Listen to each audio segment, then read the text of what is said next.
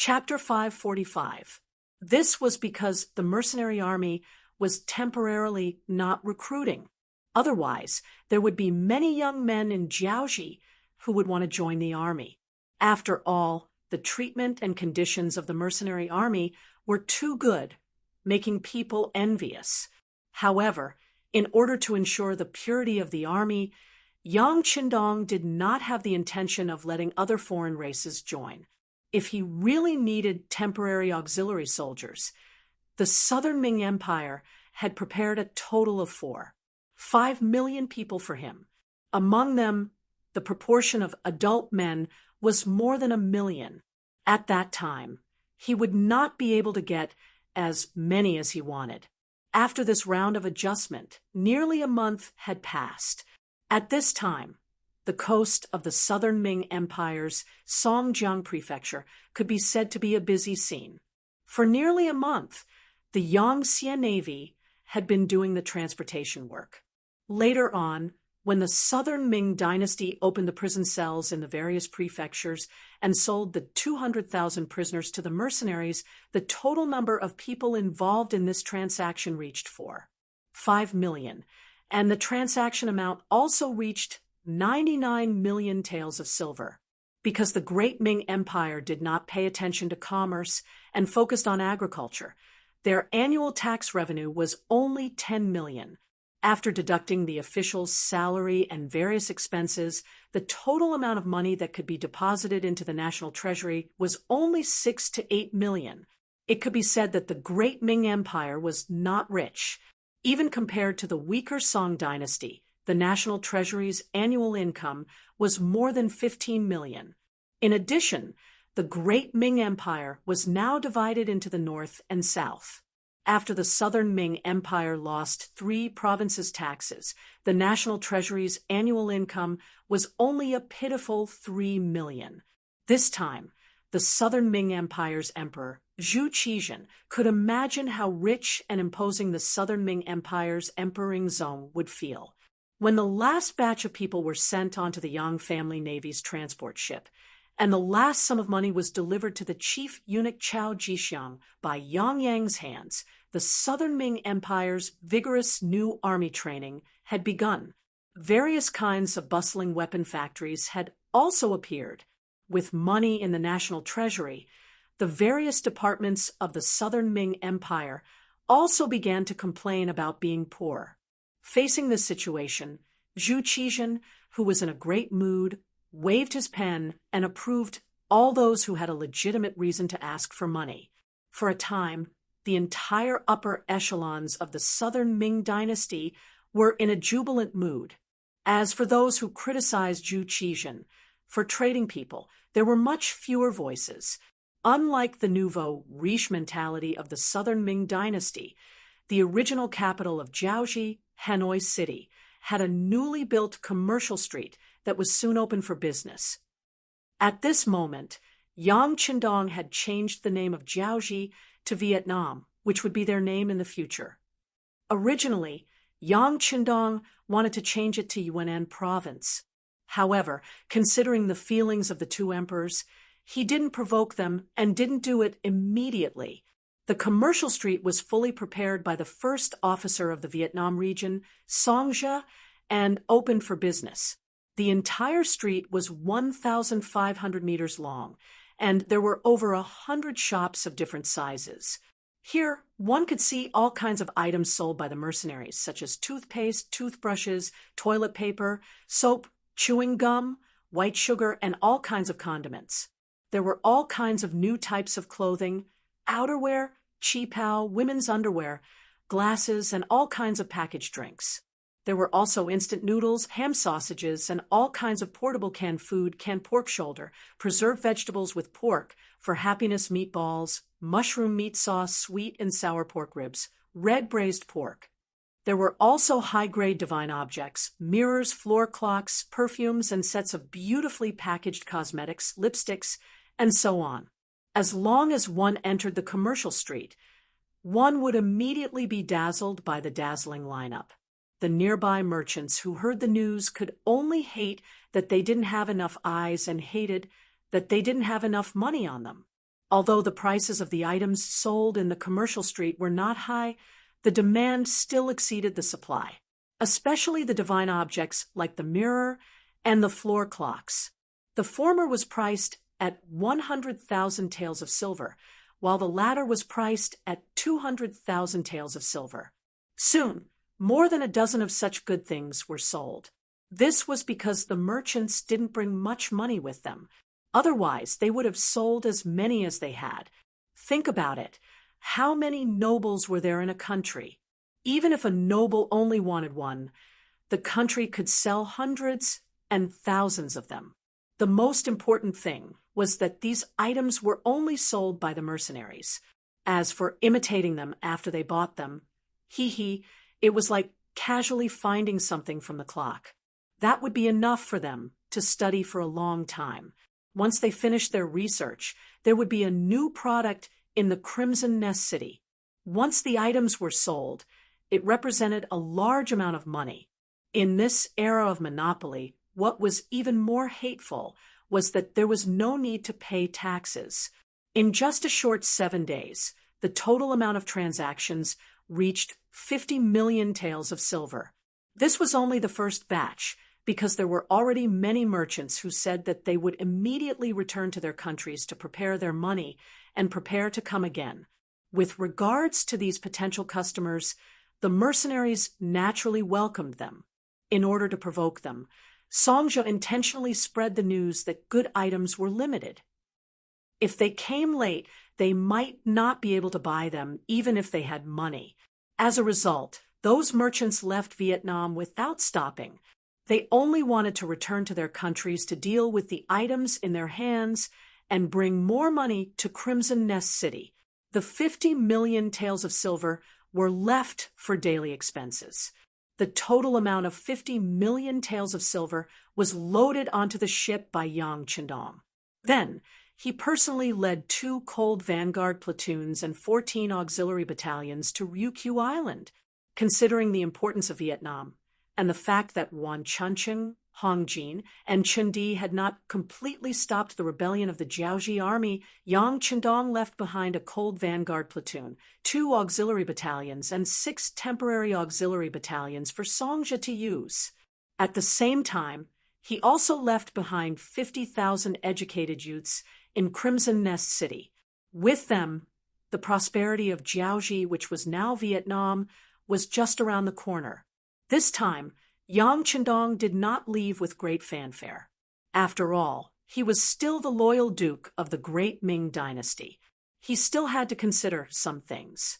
However, when he stood on the bow of the ship and looked at the waves below his feet, he couldn't help but feel extremely excited as he got closer and closer to Crimson City. The last time he left Crimson Nest City was in 1448 AD. Now, it was already the 10th month of 1451 AD. In the blink of an eye, 3 years had passed. Although he had been reading various reports about Crimson Nest City and had a certain understanding of the development there, he did not see it personally. After all, he did not see it with his own eyes. His heart was filled with anticipation. On the large ship, the 2nd Marine Regiment's commander, Nye Tong, the 2nd Marine Regiment's commander, Luo Pe, the 3rd Marine Regiment's commander, Wu Shang, and the others were accompanying Yang Chendong. Each and every one of them was in high spirits, as if they were returning home in glory. Commander Nye, how is the situation on the island? The Shang dynasty should have been suppressed for a long time. After enjoying the sea breeze for a while, Yang Chendong calmed down a little. He turned to look at Commander Nye Tong. The reason why Yang Chendong wanted to make a trip to Crimson Nest City was not only to see how the development there was, but also to provide appropriate technical guidance. Of course, this guidance referred to taking out some relevant books. Previously, he did not give out too profound books because he was afraid that those people would not be able to understand and would be misled. Another reason was to completely take over Ryukyu Island. Originally, he was worried about the lack of population. Even if he destroyed the Shang dynasty, he would not be able to control it well. However, it was different now. with the 4.5 million people from the southern Ming dynasty. Although they could not use all of them, at least half of them would be sufficient. Hearing Yang Chundong ask about the situation of the Shang dynasty, Niatong immediately came over and said excitedly, "Sixth young master, everything is ready. Our brothers have said that under the joint attack of the army and navy, the Shang dynasty would be completely destroyed in 3 days." Very good. Hearing this answer, Yang Chundong laughed heartily in satisfaction. Since he came to this world, it had only been 3 years. However, he had changed too much. Once the foundation was laid, it would be the time for the Han race to soar into the world. The new pier of Crimson, Nest City, was currently filled with people. Many people were standing on the newly built cement plaza and looking into the distance. This was also because Division Master Lung Song was leading the team to maintain public order. Some unnecessary people had already been cleared away and went back to doing what they were supposed to do. Otherwise, the number of people waiting here would have increased exponentially. However, some people could be persuaded to leave, but some people could not be persuaded at all. For example, there were a few madams standing under a large umbrella. Although it was already October, when the sun was at its peak in the afternoon, it would still feel hot when the sun shone on one's body. The umbrellas were only used to prevent the sun from shining on them. Hu Yen, Madame Xue, and Hu Man were waiting there with their respective maids Xiao Qing, Xiao Wei, and Xiao Yun. About 50 meters away from them, there was a tall young lady in military attire who was also standing there and looking up. This lady was wearing a camouflage military uniform with the insignia of a major. She stood there with her back straight. Perhaps because she was exposed to the sun often, her skin was not very white. Strictly speaking, it was still a healthy, wheat-like complexion. It was precisely because of this that when her large eyes blinked, she appeared to be more spirited and had an indescribable heroic temperament. She was the head of the Crimson Nest City's military propaganda department, Luan Xiaoyu. She was the girl that Yang Chundong hugged 3 years ago. However, compared to that time, she was now nearly 1.6 meters tall. One must know that she was not yet 14 years old, but she already had a pair of long legs. If she continued to grow in this way, it would be easy for her to reach 1.7 meters tall. Chapter 546. Her body proportions were already very good to begin with, and with the addition of the military uniform, it added a bit of temperament. If it wasn't for the fact that she still looked somewhat immature, it was likely that any man who saw her would inevitably be unable to walk. But even if she wasn't 14 years old, in the entire Qiqian city, who knew how many men secretly liked her, if it wasn't for the rumor that she liked the god of Qiqian city, and that Lord God also liked her, it was likely that those who came to ask for her hand in marriage would have already trampled over her doorstep. It wasn't strange. In that era, there were many women who got married at the age of 14, and there were even some who became mothers at this age. But Luan Xiaoyu was not an ordinary person. Not only was it rumored that she had a good relationship with Lord God, just based on the status of the Luan family in Qiqian City. It was something that few people could compare to. Luan Xiaoqin's brother, Luan Qi, was now the manager of the power plant. Luan Xiaoqin's mother, Zhou Hua, was now the manager of the garment factory. Even her brother, Luan Xiaoqin, was now a battalion-level instructor and also had the military rank of major. A family of 4, all of them were officers, and their ranks were not low. How could an ordinary person be worthy of a woman from such a family? Not to mention, Luan Xiaoyu had always been very proud, and her heart had long been stolen away when she first met Yang Chundong. How could she put anyone else in her eyes? If it wasn't for the fact that she was on military duty and couldn't leave the island, she would have already gone to the great Ming dynasty to find her sweetheart. As a matter of fact, knowing that Yang Qindong was going to return to the island to investigate, she had long since arrived at the new pier to wait.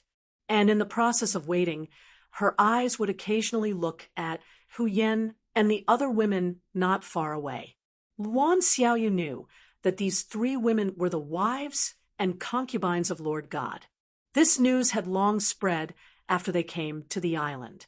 For this matter, her mother, Zhou Hua, had already told her more than once to get closer to the three madams when she had the time.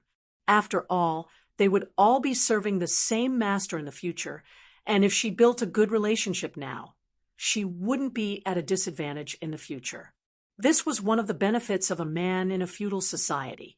As long as one had the ability to marry a few concubines, there was absolutely no problem. Not only would no one criticize you, but they would also think that it was right and proper. After all, capable people needed women to give birth to their children, didn't they? It was just that Luan Xiaoyu was still a little young in the end, and her skin was a little thin. Therefore, although she knew of the existence of these three madams, she had never gone to visit. She also believed that these three madams would also know of her existence. After all, in Crimson City, she was more or less a celebrity. She didn't rely on her parents, elder brother, or her relationship with the god. As the head of the military's propaganda department, she organized many programs for the female soldiers under her, which greatly boosted the morale of the military and factory workers. More than once, she was praised by the two commanders Lung Song and Gao Xiong for her excellent performance. Even Lord Yuqian, who was in charge of Crimson City, was full of praise for this little girl.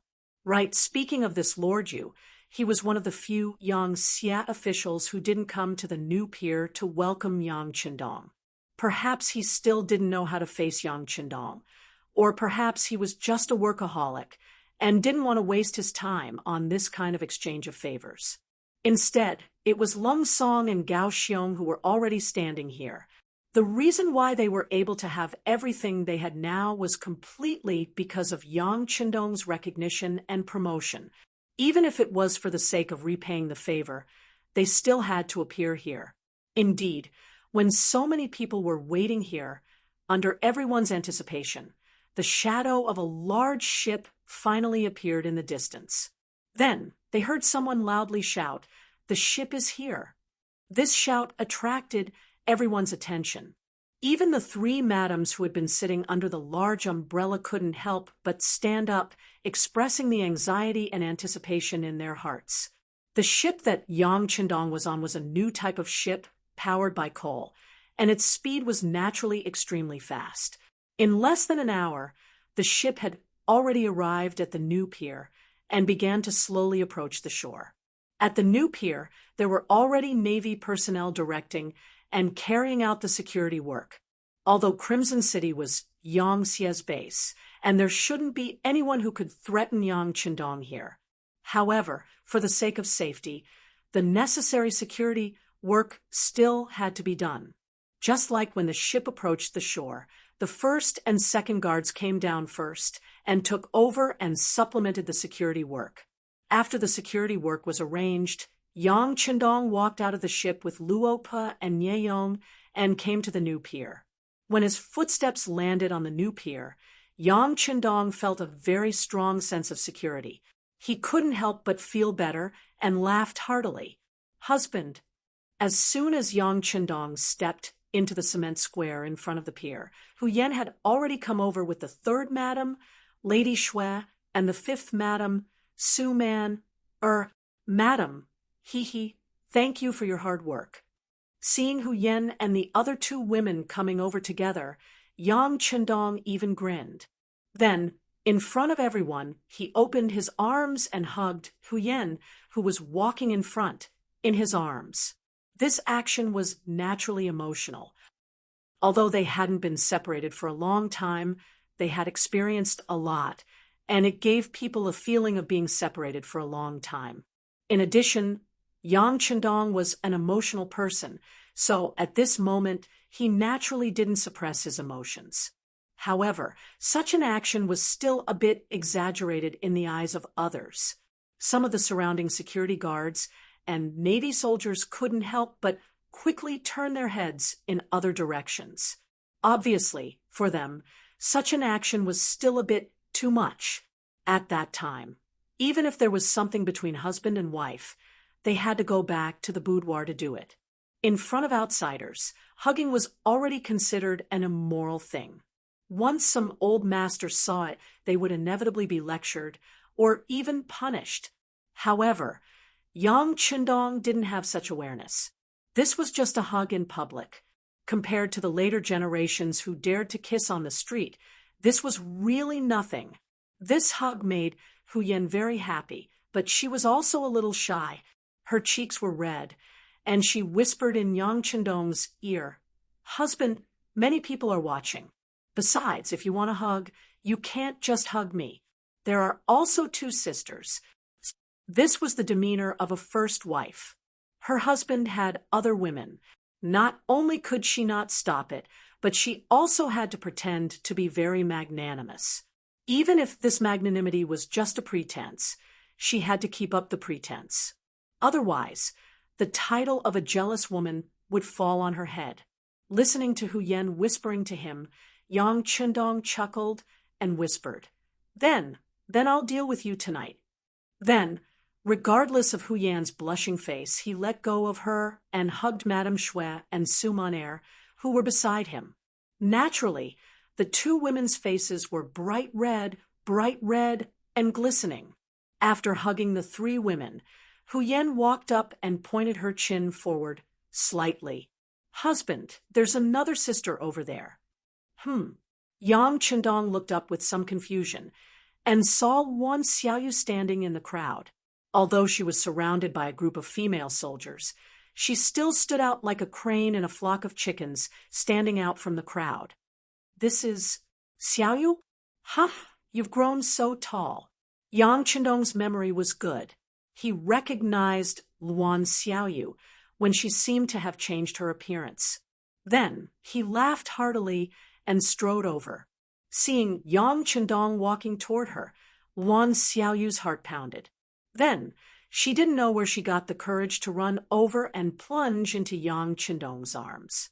Hugging Luan Xiaoyu, feeling her accelerated heartbeat and the fragrance of a young girl coming from her body, Yang Qindong couldn't help but feel emotional. The scene of the first time he saw this woman appeared in his mind. The malnourished girl who seemed to be extremely happy just by getting a piece of candy had now become a young girl and had grown up. Luan Xiaoyu felt Yang Qindong's broad chest and the warmth of his body, which made her feel intoxicated. She didn't know how many times she had imagined this scene in her heart. She just hoped that this moment would stay here forever. It was just that it was difficult for beautiful things to last forever. Not far away, two military officers with the rank of colonel came over. They were the two division commanders, Lung Song and Gao Xiong. "Okay, go to your sister, whose place first. We'll catch up later." Patting Luan Xiaoyu's back, Yang Qindong said softly, "Okay." Luan Xiaoyu happily agreed.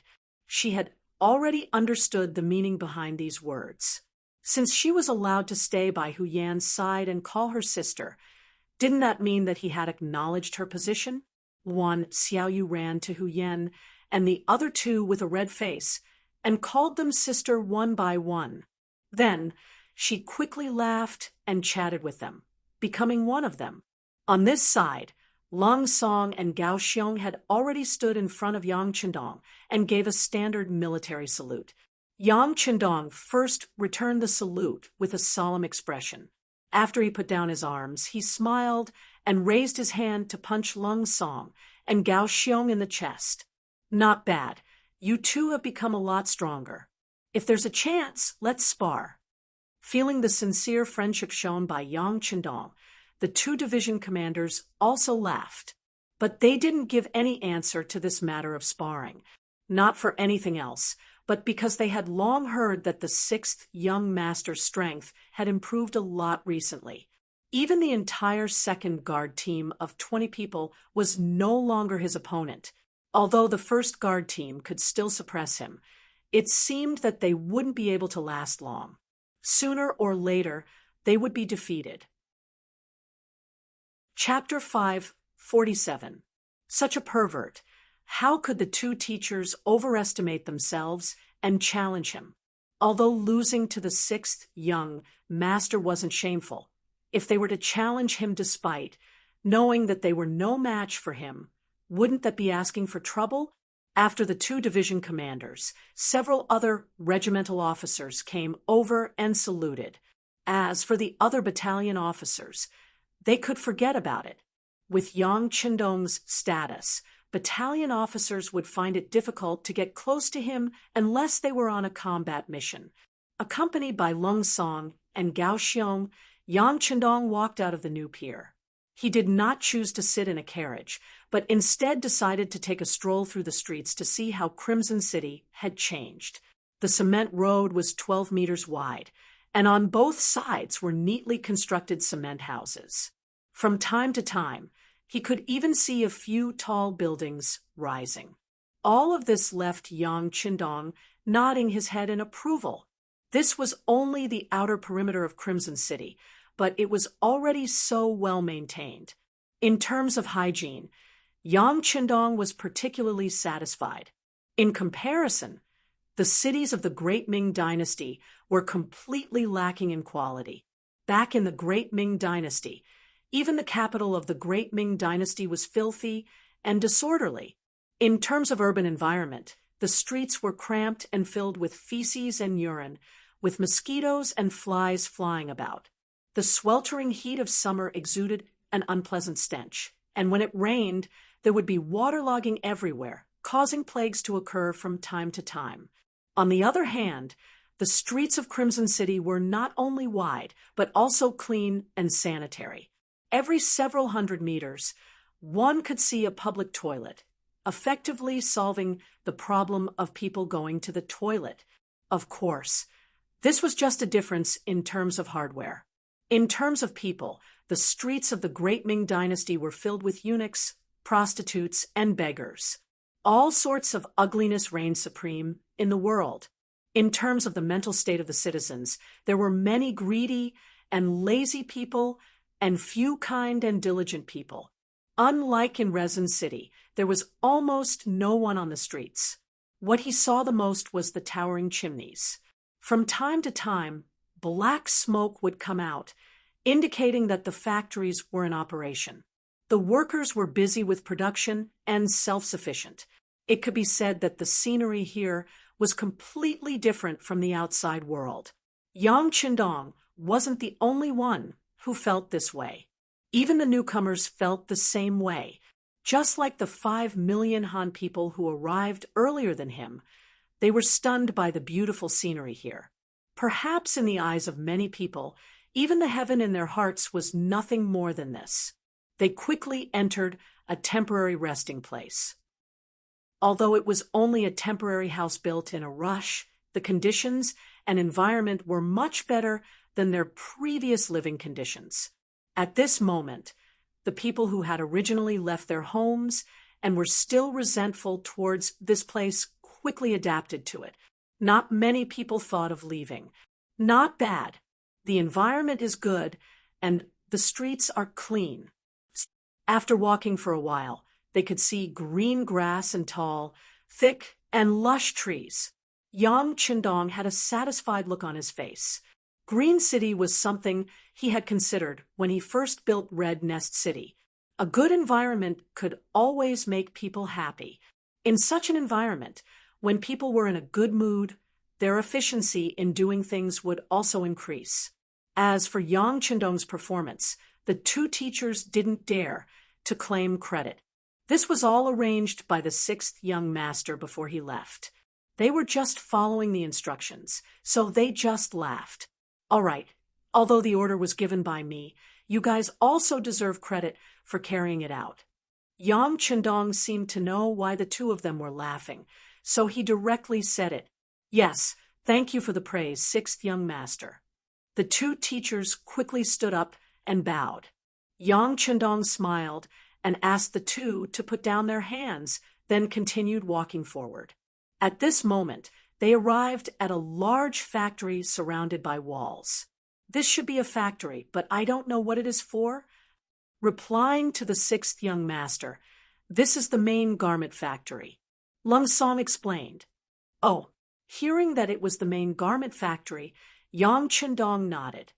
"Then let's go in and take a look." This was out of curiosity, and also a kind of inspection. It was a surprise inspection. However, it was obvious that Lung Song and Gao Xiong didn't have any intention of rejecting this request, nor did they show any signs of nervousness.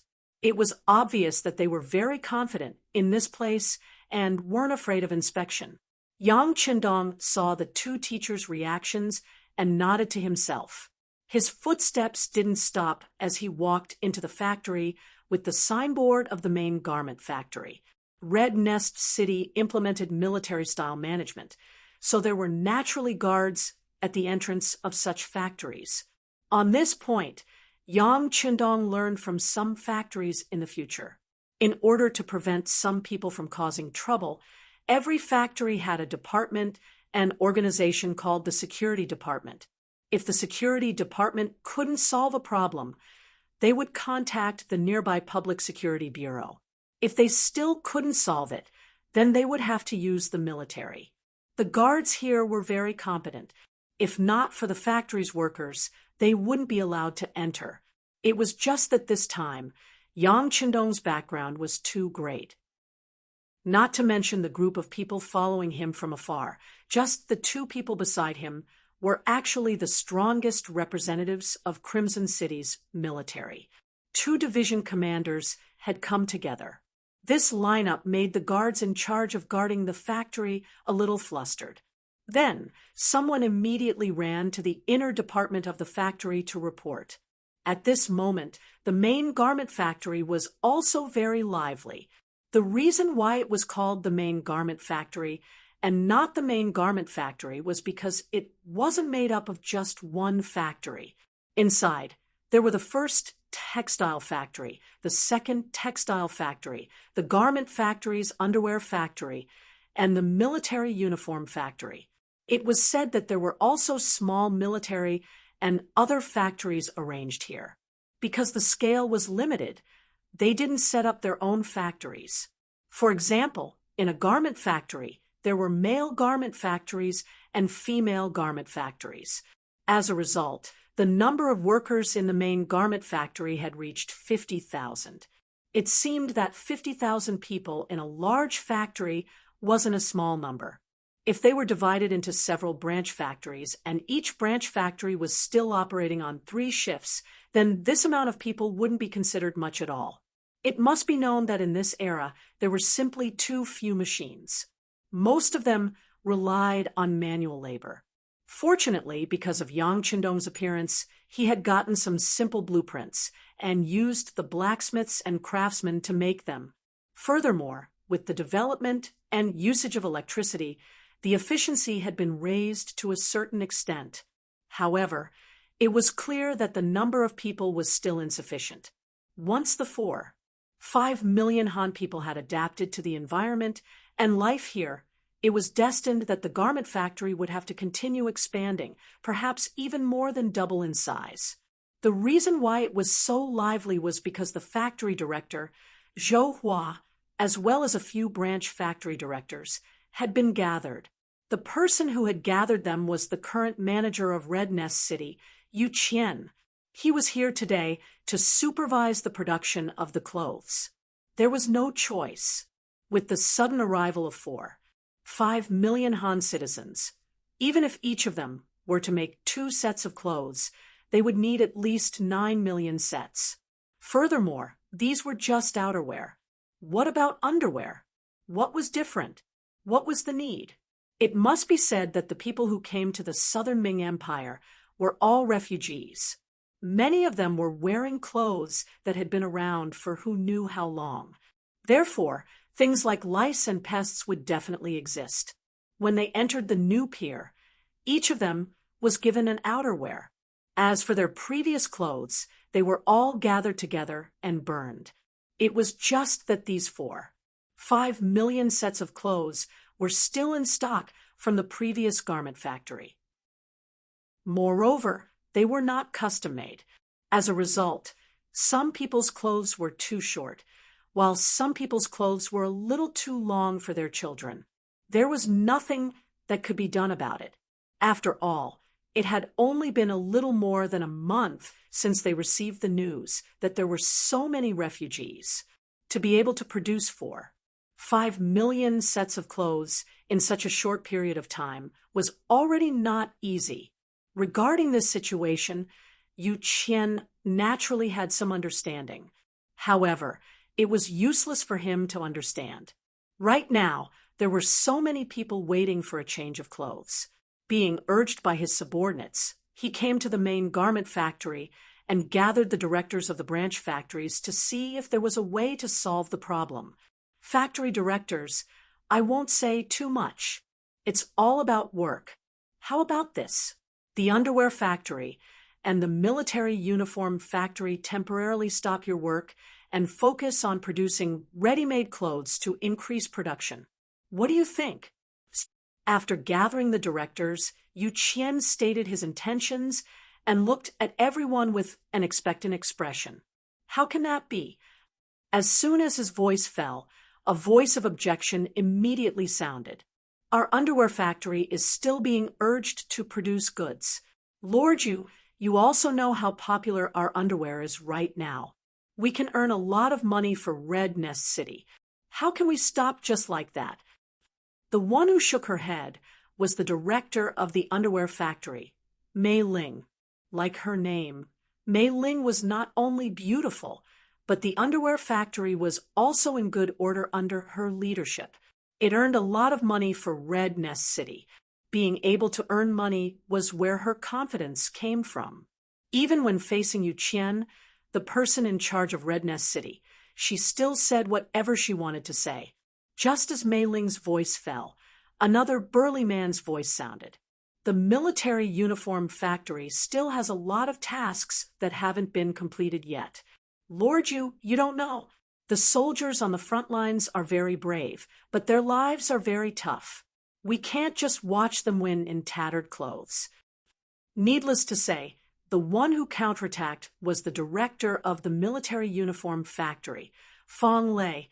As a former burly man in the military, because he injured his body during training, he had no choice but to retire and work elsewhere. Under his leadership, the military uniform factory's work was very effective. Even the director of an underwear factory dared to talk back to Yu Qian, let alone a military uniform factory backed by the military. As one of the dozens of Cold Vanguard members personally trained by Yang Qindong, Fong Lei's qualifications were also extremely old. When Fong Lei spoke, he had such confidence. Chapter 548. Yu Qian's face was a bit ugly after being contradicted by two subordinates. Fortunately, he knew that this was not a personal grudge, but for work. Although he was a bit unhappy, it was still within the range that he could understand. The head of the garment factory, Zhou Hua, who had been standing at the side without saying anything, glared at Mei Ling and Fong Lei before saying in an embarrassed tone, "Lord Yu, they are only speaking from a work point of view. If they have offended you in any way, please don't take it to heart." Although she was only the head of the garment factory, Zhou Hua's words were more forceful than humble. First of all, as the director of the main factory here, Zhou Hua would definitely be biased and consider the interests of the whole garment factory first. Secondly, and most importantly, who did not know the position of the Wan family in the entire Qiqian city? The head of the family was the head of the most popular power plant. His eldest son was a battalion-level political worker. His daughter was even more powerful. Not only was she the head of the propaganda department, she was also rumored to be one of the future concubines of the god Lord. So, what if she was a concubine?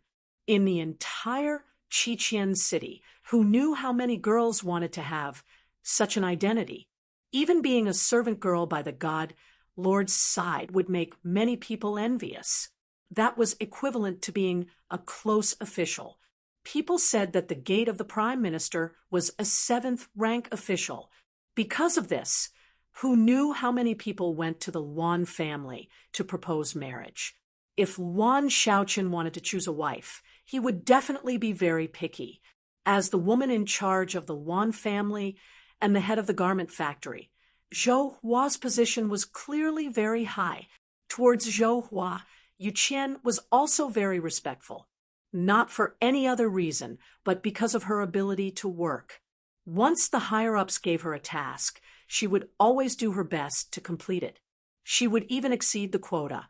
If not for the fact that there were too many Han people this time, the work in the garment factory would have been very satisfactory. AI. Letting out a long sigh, Yu Qian said with an ugly expression, I know that everyone has their own difficulties, but didn't the Duke of Loyalty say that people need to be human? Money can be earned again. The soldiers' clothes can be mended and used again. But those Han people who came from afar don't have a second set of clothes. They don't even have a change of clothes. In such an environment and conditions, it's too difficult to expect them to have a sense of belonging. It's not easy for us to do our job. Since Yu Qian spoke of his own difficulties, the others naturally did not say anything. Although they did not say anything, their attitude was firm. It was not so easy to change. The atmosphere seemed to be in a stalemate, causing everyone's expressions. But at this moment, a loud voice sounded, Lord Yu is right. Everything must be based on the people. I think the garment factory still needs more support. Who?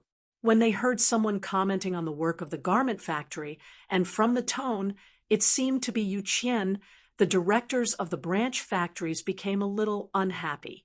In particular, Fong Lei, the head of the military uniform factory, turned around and looked fiercely in the direction of the voice. The few of them looked in the direction where the voice came from. What they had in common was that when they saw the person who spoke, everyone was stunned on the spot. After that, Fong Lei, who was from the military, reacted the fastest. He strode forward with a face full of excitement. Sixth young master, you've come. Hee, factory director Fong Lei, how is it? Are you used to working here as a military person? Yang Qindong laughed and called out the other party's name. The person who came was Yang Qindong. Ever since he released the qi in his body, his senses had become exceptionally sharp. Just now, he was accompanied by Lung Song, Gao Xiong, and the others as they walked over. While they were still far away, he heard the conversation between Yu Qian and the others. Fong Lei, who was called out, was very excited. He did not expect that after more than 3 years, Yang Qindong could still recognize him at a glance. This excitement made his eyes brim with tears. Sixth young master, I'm still used to it. Get used to it. Yang Qindong walked to Fong Lei's side and took the initiative to shake hands with him. Then he patted Fong Lei's shoulder and said, Everything is work. As long as you put your heart into it, you will still contribute. When the time comes, the people will not forget you. Yes. After receiving Yang Qindong's encouragement, Fong Lei's tears flowed uncontrollably. He originally thought that because of his body's condition, the sixth young master would forget about him after he left the army. Now, it seemed that he had thought too much. After shaking hands with Fong Lei, Yang Qindong hurriedly took a few steps forward. He took the initiative to greet the other factory directors and shook hands with them one by one. When he shook hands with Zhou Hua, he took the initiative to call out, Aunt Zhou. As soon as Lin Mingya called her, Auntie, Zhou Hua's smile immediately spread across her face, as if she had drunk honey. This scene was seen by Wan Xiaoyu, who was among the crowd behind them. Her face immediately flushed red, and she was very happy. This was the face that the sixth young master gave her. Thinking about it, In Crimson City, how many people could claim to be his senior? After shaking hands with everyone and thanking them for their hard work, Yang Qindong finally came in front of Yu Qian. Then he said with a smile on his face, "Sir, you've worked hard during this period." You've worked hard too." With a straight face, Yu Qian was a little uncomfortable. Thinking back to when he was in Ming, Yu Qian still had a lot of opinions about Yang Qindong. He thought that this young man was a little too arrogant and always looked down on others. He preferred to be unconventional, and such people had to be dealt with properly. Therefore, he was willing to do anything that could make Yang Qindong uncomfortable. But who would have thought that he would actually become someone else's subordinate? This was really fate making a fool out of him. Yu Qian's awkwardness was within Yang Qindong's expectations. However, Yu Qian was a capable person, and he respected capable people very much. Therefore, he would not talk about the past in front of everyone, let alone make things difficult for Yu Qian. On the contrary, after greeting the few people, he stood firmly on Yu Qian's side and gave a speech. "Factory directors, sir, Yu's words are very reasonable. I once said that technology is the #1 productivity, but at the same time, we have to put people first. This time, we spent a lot of money to liberate more than 4 million Han civilians from the southern Ming dynasty. They are our brothers. As a family, how can we watch our brothers have no clothes to wear? I don't think that's possible. Therefore, I personally suggest that the underwear factory and military uniform factory cooperate with the garment factory and solve the problem of the civilians wearing clothes first. As for making money, it can be done at any time. Take care of the uniforms carefully and sew them up. I'm sure the cute soldiers below won't have any objections, right?" When he said the last sentence, Yang Qindong had already turned around and looked at Lung Song and Gao Xiong behind him. Yes, Sixth Young Master is right. Our army and the civilians are one family. It's only right that we help each other. Lung Song and Gao Xiong looked at Yang Qindong's gaze and knew what to say. Although this was Yang Qindong's personal suggestion, the entire Crimson City was created by him. What difference was there between his words and the Emperor's decree? As for whether Mei Ling and Fong Lei would have any opinions, not to mention that they had no way of refuting Yang Qindong's decision, he could decide their future with just a few words. Who would joke about this matter? What if you don't want to work anymore? Then leave. A 3-legged toad is hard to find, but aren't there plenty of 2-legged talents? Yes, we will immediately follow the 6th Young Master's instructions. Zhou Hua immediately expressed her stance. This time, no one dared to object. The matter was resolved. Seeing that Yang Qindong didn't have any other instructions, Zhou Hua told the factory directors to do what they were supposed to do. Originally, he wanted to let Yang Qindong say a few words, but considering that he had just returned to Crimson City and didn't know much about the various matters, he was afraid that what he said at this time would be biased, so he decided to find another opportunity. After leaving the garment factory, the person beside Yang Qindong changed to Yu Qian. Compared to the awkwardness when the two met, when they talked about work, Yu Qian's expression slowly returned to normal. Yang Qindong also had a rough understanding of the current Crimson City from Yu Qian. After the destruction of Jiaoji, about 500,000 people migrated from there. In addition to the 4,500,000 from southern Ming, the population increased by about 5 million. For the Yang Xie government, which only had a population of 1 million, the pressure was obvious. In Yu Qian's words, whether it was Crimson City or even the entire Ryukyu Island, there was a limit to the number of people it could support. Even if they took down the first Shang dynasty and completely liberated this place, the population shouldn't be too high. Otherwise, the pressure would be too great. Yang Qindong had a better understanding of Ryukyu Island than anyone else. It was only 6 million people. Even if the remaining 1 million people from the first Shang dynasty were included, it was only 7 million people. For Ryukyu Island, which had a surface area of 36,008 square kilometers, it wasn't much of a pressure. From what he knew, the population of Ryukyu Island in the past had reached 20 million people. Other than the lack of housing, didn't the people there live quite well? However, since this question was raised by Yu Qian, Yang Qindong naturally couldn't deny it. Instead, he nodded and said, "All right, I understand. However, Lord Yu, don't worry. Now that we have conquered Jiaoxi, it will become our second base.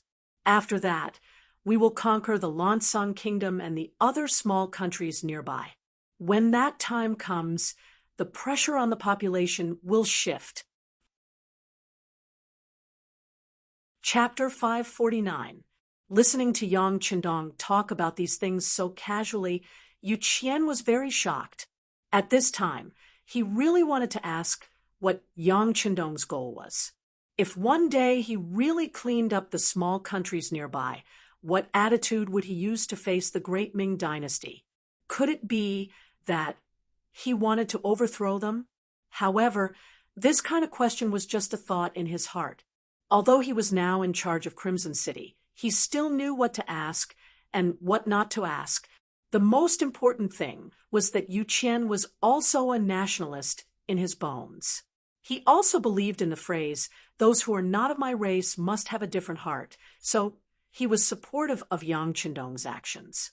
Yang Qindong had returned to Crimson City, but under his intentional suppression, this news did not spread too widely. Although some people knew that the godlike young master had returned to the island, there were too few people who had seen him. Adding on the fact that everyone had a lot of work to do, there were many things that they had to do, so not many people paid attention to this matter. This was the result that Yang Qindong wanted to see. After all, there were suddenly so many people on the island. He wouldn't believe that there weren't spies from the great Ming dynasty and other forces. Although the military had already controlled the way out of the island, it was better to be low-key just in case. If he was low-key, no one would pay attention to him. Even if some spies really escaped, they wouldn't be able to get conclusive evidence that he was the leader of the mercenaries. It was no wonder that Yang Qindong was so careful.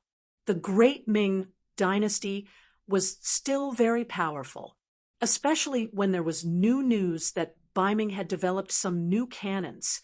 Perhaps it wouldn't be long before the new cannons would be equipped in the army.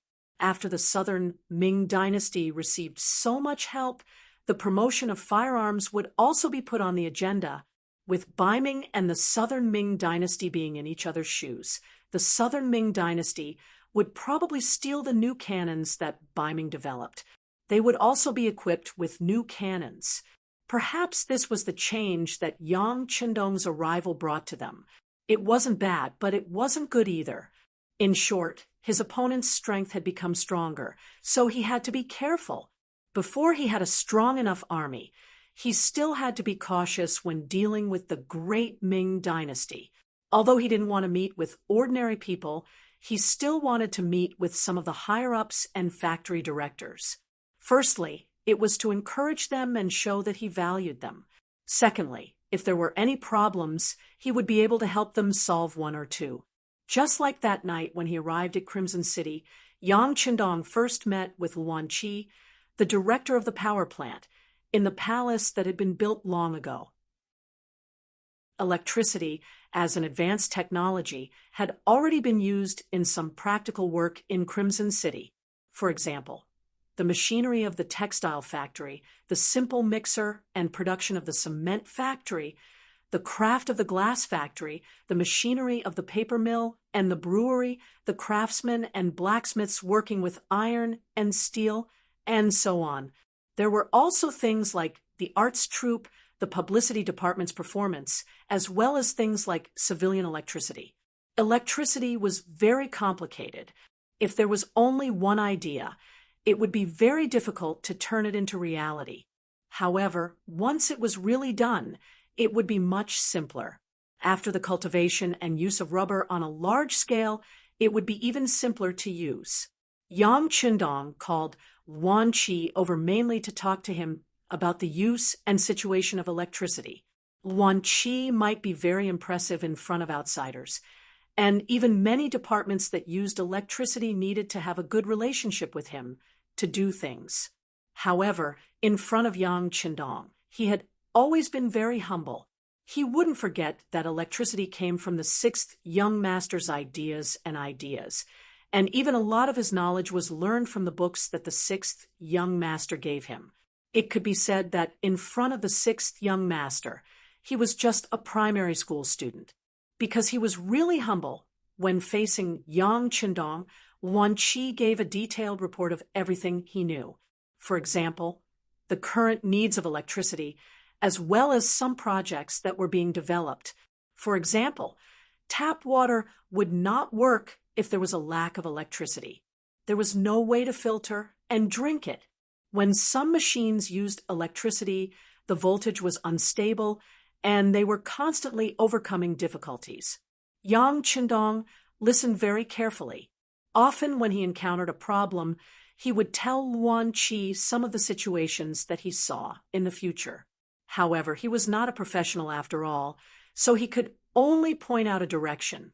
He would go back to the warehouse to see if there were any relevant books. Throughout the night, the two of them chatted a lot. In the end, Yang Qindong took out some drawings. There were pictures of rice cookers, induction cookers, and simple electric kettles. These were all related to people's livelihood. Speaking of which, it was not very complicated after electricity was connected. In fact, the sixth young master wanted to simplify things first. Once Wan Qi and the others could really use it skillfully, then they could consider making electric scooters. After sending Wan Qi away, Yang Qindong met with the student Feng Ku, who had been waiting outside for a long time. Feng Ku was in the first batch of students at the Yang Family Academy. He was originally a student in dire straits, but he was very smart, and his ideas were also very imaginative. In Yang Qindong's opinion, he had the potential to be a scientist and creator. This time, he called Feng Ku over to let him make a bicycle. Since they were going to use electric scooters, of course, the bicycle had to be made first. In contrast, the bicycle did not require too much knowledge. It only needed a blueprint. Then, the craftsmen and blacksmiths just needed to make the relevant parts. With rubber tires, it could be said that everything was ready. Feng Ku left with the bicycle blueprint with joy and excitement. He believed that tonight would be a sleepless night for him. Are you still not going to rest? After drinking a few pots of tea, Hu Yin, as the first madam, appeared in the side hall of the palace. Stretching his body, Yang Qindong smilingly patted his right leg.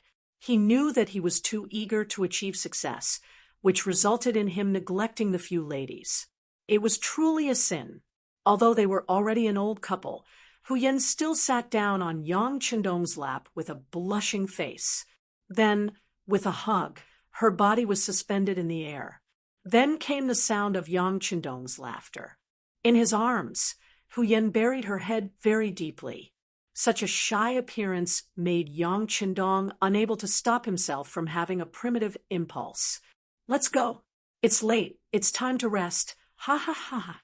Yang Qindong's laughter resounded in the palace. Then, with Hu Yin in his arms, he strode toward the bedroom at the back of the palace. The moon hid in the clouds shyly. That night, Yang Qindong showed his power. The qi in his body became very active.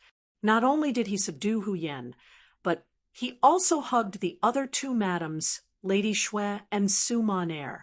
Even so, it still did not satisfy him.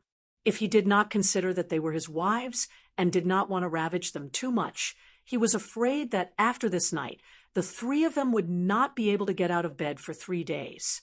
After a night of absurdity, they had unlocked too many embarrassing positions. The three women accompanied Yang Qindong until dawn. After that, they fell into a deep sleep. On the contrary, Yang Qindong became even more spirited. He felt that, with the help of qi, his whole body was refreshed. At this moment, it was as if his strength had obtained another breakthrough. After sleeping with the three women, he walked out of the bedroom and came to an empty martial arts field. He started to practice martial arts. Indeed, it gave people the feeling that he was a juggler. If there were people from later generations here, they would definitely watch all of this as if they were watching a martial arts movie. The only difference was that Yang Qindong did not install any auxiliary items such as wires on his body. In other words, Yang Qindong's leap was more than 10 feet high. It was completely done with his own strength. 10 feet was 3 meters. More than 10 feet could reach a height of 4 meters. However, Yang Qindong could jump straight to such a height after forcefully pulling out the scallion from the dry land. If he was given a chance to run, he would probably jump half a meter higher. This could be described as Qinggong. In fact, even Qinggong was not as powerful as this. After all, there was a limit to the jumping speed of the human body. It was already good for an average person to jump about half a meter. It was already shocking for those professional basketball players to jump more than a meter. However, these were nothing in front of Yang Qindong at this moment. Feeling that his body was as light as a swallow, and the existence of the qi seemed to allow him to perform all kinds of dangerous actions that existed in his imagination at will. After there was absolutely no difficulty, Yang Qindong tried his best to break through. Waves of turbid qi were spat out, and his body became more vigorous. Fortunately, this place was very close to the bedroom in the back hall of the palace. Usually, no one would appear here. Even the soldiers of the first and second guard teams could not appear here without orders. After all, everyone wanted privacy. No man would want his wife to be stared at by other men every day, right? It was precisely because of this that Yang Qindong's performance today was not discovered by anyone, otherwise, who knew how big of a commotion it would cause. A full half an hour, which was equivalent to an hour now. After an hour of high-difficulty training, Yang Qindong finally stopped the movements of his hands with a satisfied face. After the extremely active qi in his body, he sat cross-legged on the ground and began to absorb the essence in the air. The season of the year was in spring, and the time of the day was in the morning. The air in the morning was often extraordinarily fresh. In this fresh air, there seemed to be some qi of heaven and earth mixed in. These were all unceremoniously absorbed by Yang Qindong into his body and finally turned into a cloud of white mist that appeared above the head of the sixth young master. This scene looked very unrealistic.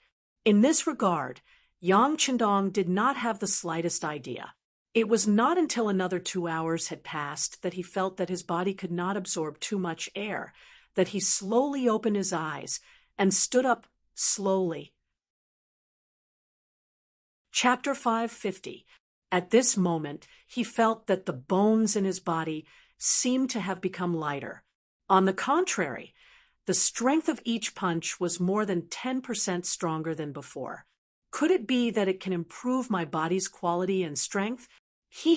I should try it more often in the future. A rare look of curiosity or even lust appeared on his face. Yang Qindong hummed a tune that no one else could understand as he left the place. After a morning of training, he was too hungry. He urgently needed food to replenish his energy. After a night of tiring, Yang Qindong didn't show any signs of fatigue. Instead, he was full of energy. After eating 3 people's worth of breakfast, he left with the first and second guard squad. After coming to Resin City, there were too many things that required his attention. There were also too many industries that required his guidance. For example, the weapon factory and shipyard, these kinds of industries that were obviously very high-tech. Since the invention of electricity, There was a big breakthrough in this kind of research. The production of some items could even be considered as an assembly line operation.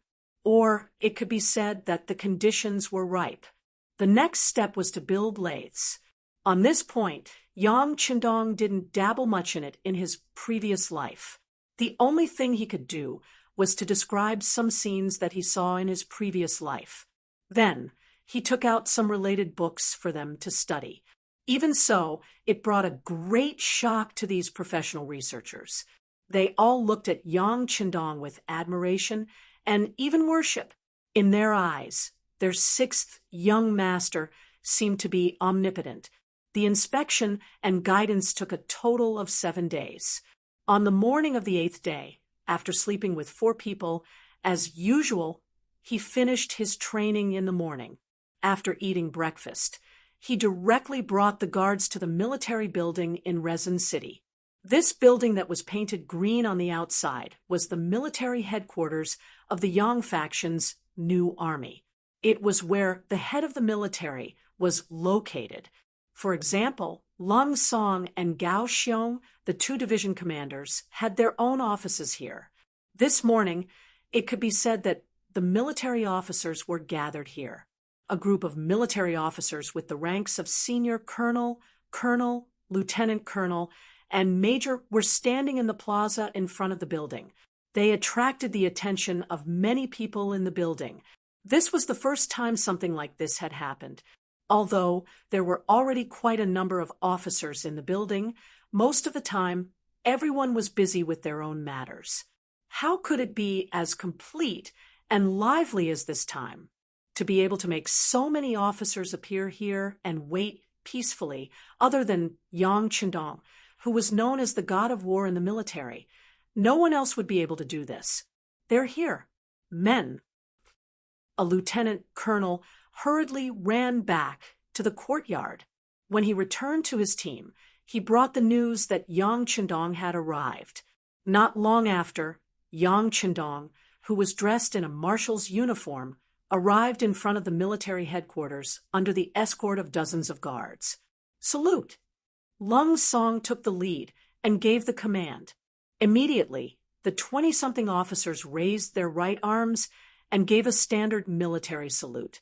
Yang Qindong stopped in his tracks and returned a solemn and serious military salute. After that, he laughed and went forward to shake the hands of the high-ranking officers, trying to get closer to each other. Those who were here today were all elites of Lung Feng. They were all at least battalion-level officers. On the army side, there was the division commander of the 1st Regiment, Lung Song, the political commissar of the 1st Regiment, Mo Chengyu, the chief of staff of the 1st Regiment, Tung Shan, the 2nd Battalion commander, Ling Dechang, the 3rd Battalion commander, Xiao Yining, the 2nd Regiment commander, Luo Pe, the 2nd Regiment commander, Kong Jia, the 2nd Regiment commander, Kong Chuanxin, the 3rd Battalion commander, Tian Su, the 3rd Regiment commander, Wu Sheng, the political commissar, Chen Bo, and the 3rd Battalion commander, Chang Yang. On the Navy side, there was the division commander of the 1st Regiment, Gao Xiong, the political commissar of the 1st Regiment, Ji Fei, the chief of staff of the 1st Regiment, Yu Guang, the 2nd Battalion commander, Ding Yin, the 3rd Battalion commander, Zhao Changwang, the 2nd Regiment commander, Nie Tong, the 2nd Regiment commander, Long Yin Tian, the 2nd Battalion commander, He Gong, and the 3rd Battalion commander, Gu Yang. It was no exaggeration to say that these people were the ones who formed the upper echelon of Lung Feng. Of course, there were a few officers who were not present. For example, Battalion Commander Xiao Feng, who had been in charge of Baiming's capital, but they were still in the minority. Yang Qindong, who had shaken hands with all the division, regiment, and battalion officers, was led into the headquarters by Lung Song and Gao Xiong. In the spacious conference room, Yang Qindong listened to the officers' reports on their work and gave some encouraging instructions. Then, everyone came to the sand table, where the division commander of the army, Lung Song, personally introduced the current situation of the first Shang dynasty to Yang Qindong and everyone else. Yes, the most important reason for his visit today, other than to see everyone and express the importance he attached to them, was to discuss the plan to destroy the first Shang dynasty. More than 3 years ago, from the moment he set his sights on Ryukyu Island, this plan had been in progress. Furthermore, with consecutive victories, the first Shang dynasty, which seemed to be flourishing, was suppressed to the new north region. After Tainan and Taichung were occupied, the first Shang dynasty had been struggling at death's door. It was like a terminally ill old man who knew if he would be able to open his eyes again the next day after he fell asleep. Would the country still exist the next day, if not for the fact that they had to take into consideration their digestive ability? The first Shang dynasty would have long ceased to exist. In the process of exterminating Jiaoji, the Yang faction had developed greatly. This was especially so when they made use of the southern Ming Empire's money to trade for 5 million Han citizens. The Yang faction finally had the ability to swallow up the number 1 Shang dynasty. Today's meeting was to formulate a military plan to exterminate another country. At the beginning of the meeting, Lung Song introduced the situation. He held a command stick in his hand and introduced the situation to everyone with a serious face. The New North region is the most prosperous region in the first Shang dynasty. In comparison, the economic conditions there are much better than Tainan and Taichung that we have occupied. This can be seen from the fact that no one has crossed the border recently. As a country that has only been established for less than 50 years, they are still full of vitality, especially the 7th king, Shangda. Although he is still very young, he is indeed very capable. In the past 3 years, the spies that we have sent out have reported that they are actively working on military defense and training their soldiers, especially their navy. They are equipped with self-made cannons. Although their range and functionality cannot be compared to our navy, they are still considered to be of a certain scale. If it were other opponents, they would be able to put up a fight. Through Lung Song's introduction, Yang Qindong couldn't help but sigh in his heart. The butterfly effect that his appearance had brought about was indeed powerful. Even the remote first Shang dynasty had developed their own cannons. Although it could be seen from Lung Song's words that he didn't think highly of them, they were still cannons. It seemed like his development speed still needed to be increased. Otherwise, although he couldn't be surpassed by others in a short period of time, when his opponents became stronger, the pressure on him to conquer the world would also increase. Everyone, our spies have reported that the enemy's army is stationed at Hsinchu and Ilan. There are 50,000 soldiers in each of these 2 places. Moreover, there are trenches all over the place. Several lines of defense have formed a deep defensive net, causing a certain degree of difficulty for our army to charge head-on. As for the Navy, although more than 600 warships of a large scale at Keelung, at least 30 of them are equipped with cannons. The effective killing range is about 1 li. When they heard that the effective killing range was only 1 li, the officers below laughed out loud. Especially the Navy officers, the lowest firing range of the cannons they were equipped with was 3,000 meters. Naturally, 500 meters was nothing in their eyes. Many people were laughing, but only Yang Qindong couldn't help but frown when he heard this. He knew that the repeated victories had brought pride to these officers. Some people said that the victory of a war didn't depend on the number of people on both sides. This was because there were countless people who had proven that one side could win with fewer people. There were also people who said that the victory of a war didn't depend on whether the weapons were advanced or not. This was also fully reflected in the war against the United States. Even though the number of cannons the enemy used was almost the same as the number of soldiers they sent out, in the end, they still didn't obtain victory and didn't advance a single step. There were also people who said that the victory of a war couldn't be determined only by the results of the war. After all, horses could stumble. Even an adult man could be trapped by a child's trap if he wasn't paying attention. But now, these signs had appeared. At this moment, Yang Qindong couldn't help but say something.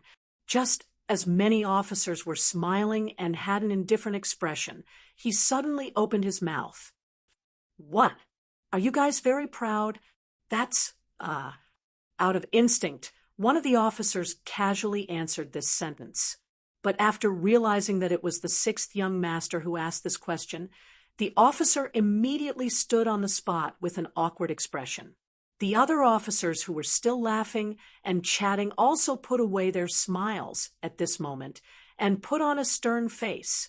If the question just now was asked by Lung Song or any of Gao Xiong's teachers, they wouldn't feel any pressure. After all, the people who were here were all capable of fighting. They were all individuals with good personal qualities. They had even been through the tempering of war and were used to life and death. It was very difficult for these people to convince others.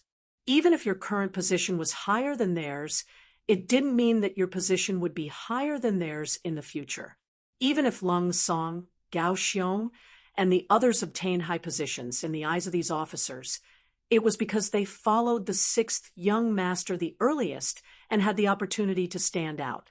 That was why they had their current achievements. On the contrary, if this opportunity was given to them, they could also perform as well or even better. This was the reason why some people were arrogant. The more arrogant and capable a person was, the more they naturally wouldn't submit to others. Even if that person was their superior, it was the same because the sixth young master had said more than once that those who were capable would rise, and those who were mediocre would fall. There was no need to look at seniority.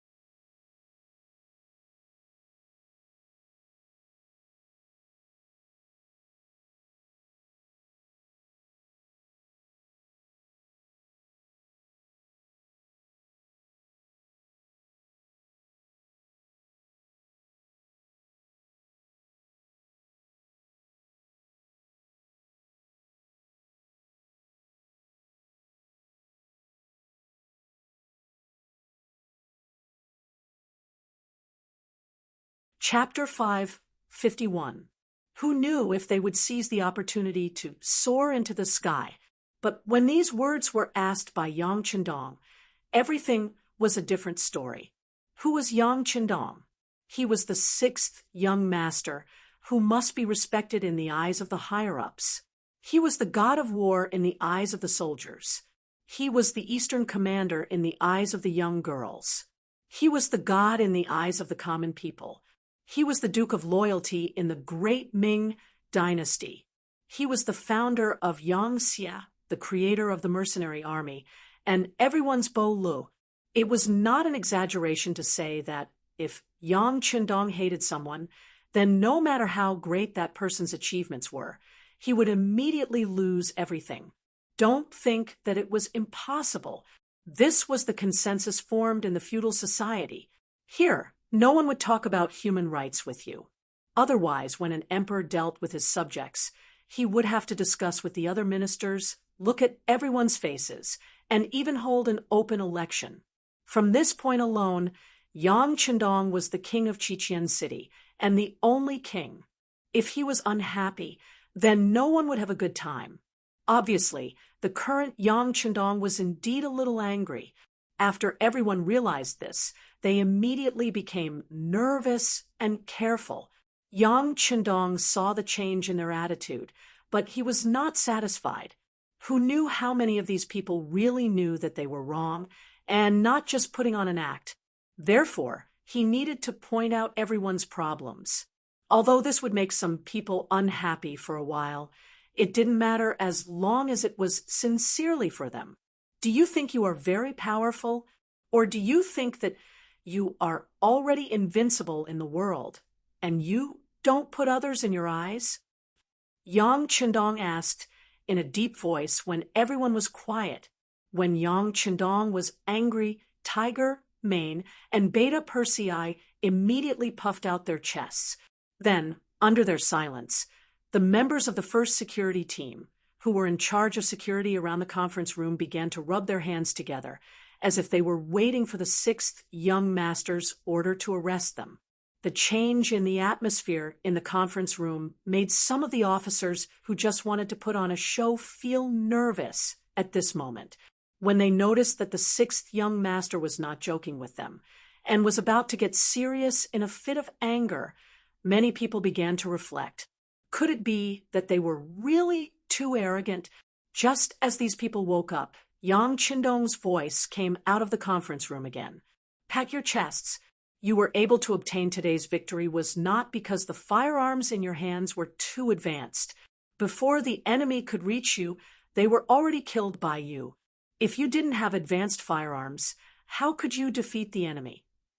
Do you know that in a cold weapon battle, even if we had the help of firearms, we still suffered hundreds of casualties in the battle with the Miao army? You boast about your strong combat power, but this is actually just a joke. It's all because our soldiers are well trained, the firearms in the army's hands are powerful, and we made a serious plan before the war. Do you really think it's your credit? If it is, which one of you will bring a big sword and a spear to me and win a battle with a small army? That will make me admire him. Which one of you can guarantee that you can do it? One question after another came out of Yang Chendong's mouth, making the officers speechless. Yes, thinking about it carefully, wasn't the reason why they were able to win so many battles because the quality of the soldiers was relatively close, they obeyed discipline and listened to orders, they planned carefully before the war, the source of information was timely and accurate, and they also had the most advanced firearms in their hands, although these victories were attributed to them. In fact, what difference would it make if someone else was in command? Maybe they didn't do as well as they did, but there was another possibility. Maybe they did better than them. Thinking of this, the pride on their faces disappeared and was replaced by deep self-blame. They now knew that in a real war, they didn't play a big role. At least, it was much smaller than they thought. Their pride was gone, and their self-blame increased. Yang Chendong noticed the change in the atmosphere, and his expression became better. As the saying goes, One cannot achieve anything without polishing. They had only just wiped out Jiaoji and occupied half of the Shang dynasty. Yet, some of them were already excited. If they didn't stop the wind from blowing, who would be able to control these people in the future? Sixth young master, it's our fault. We political cadres didn't do our part. Seeing Yang Qindong get angry and even reprimand them, someone had to take responsibility. The political commissar of the 1st Regiment of the 1st Division, Mo Chengyu, took the initiative to stand up and take responsibility. Following Mo Chengyu's action, the other political commissars also stood up, such as Kong Jia, Chenbo, Ji Fei, and the others. Some of them had just become political commissars, like Chenbo. Logically speaking, such a thing had nothing to do with them. However, Yang Qindong knew that this was only on the surface because they never thought of themselves as political cadres. Using Chenbo as an example, he still thought of himself as the commander of the 2nd Battalion of the 3rd Regiment. In his eyes, the political commissar of the 3rd Regiment was just a part-time job. It only meant that he had been promoted. If that was all, it would not be enough. They would have let down Yang Qindong's expectations of them. The reason why the People's Liberation Army was able to win despite being outnumbered and ultimately achieve victory was because of the political cadre's hard work. Command of the party was not just for show. It was because of this that there was no mutiny among the soldiers. Yang Qindong did not think of using this method because he did not want to establish a party right now. This was not because it did not fit the current situation, but because he did not have the ability to do so. There were some things that if you did not have the ability to do it, it would be easy to draw a tiger, but end up like a dog. Therefore, he felt that it was necessary to establish a new department. He could use today's opportunity to establish this department. His gaze first fell on Mo Chengyu and the other political workers. Then he nodded and said, "You all have responsibilities.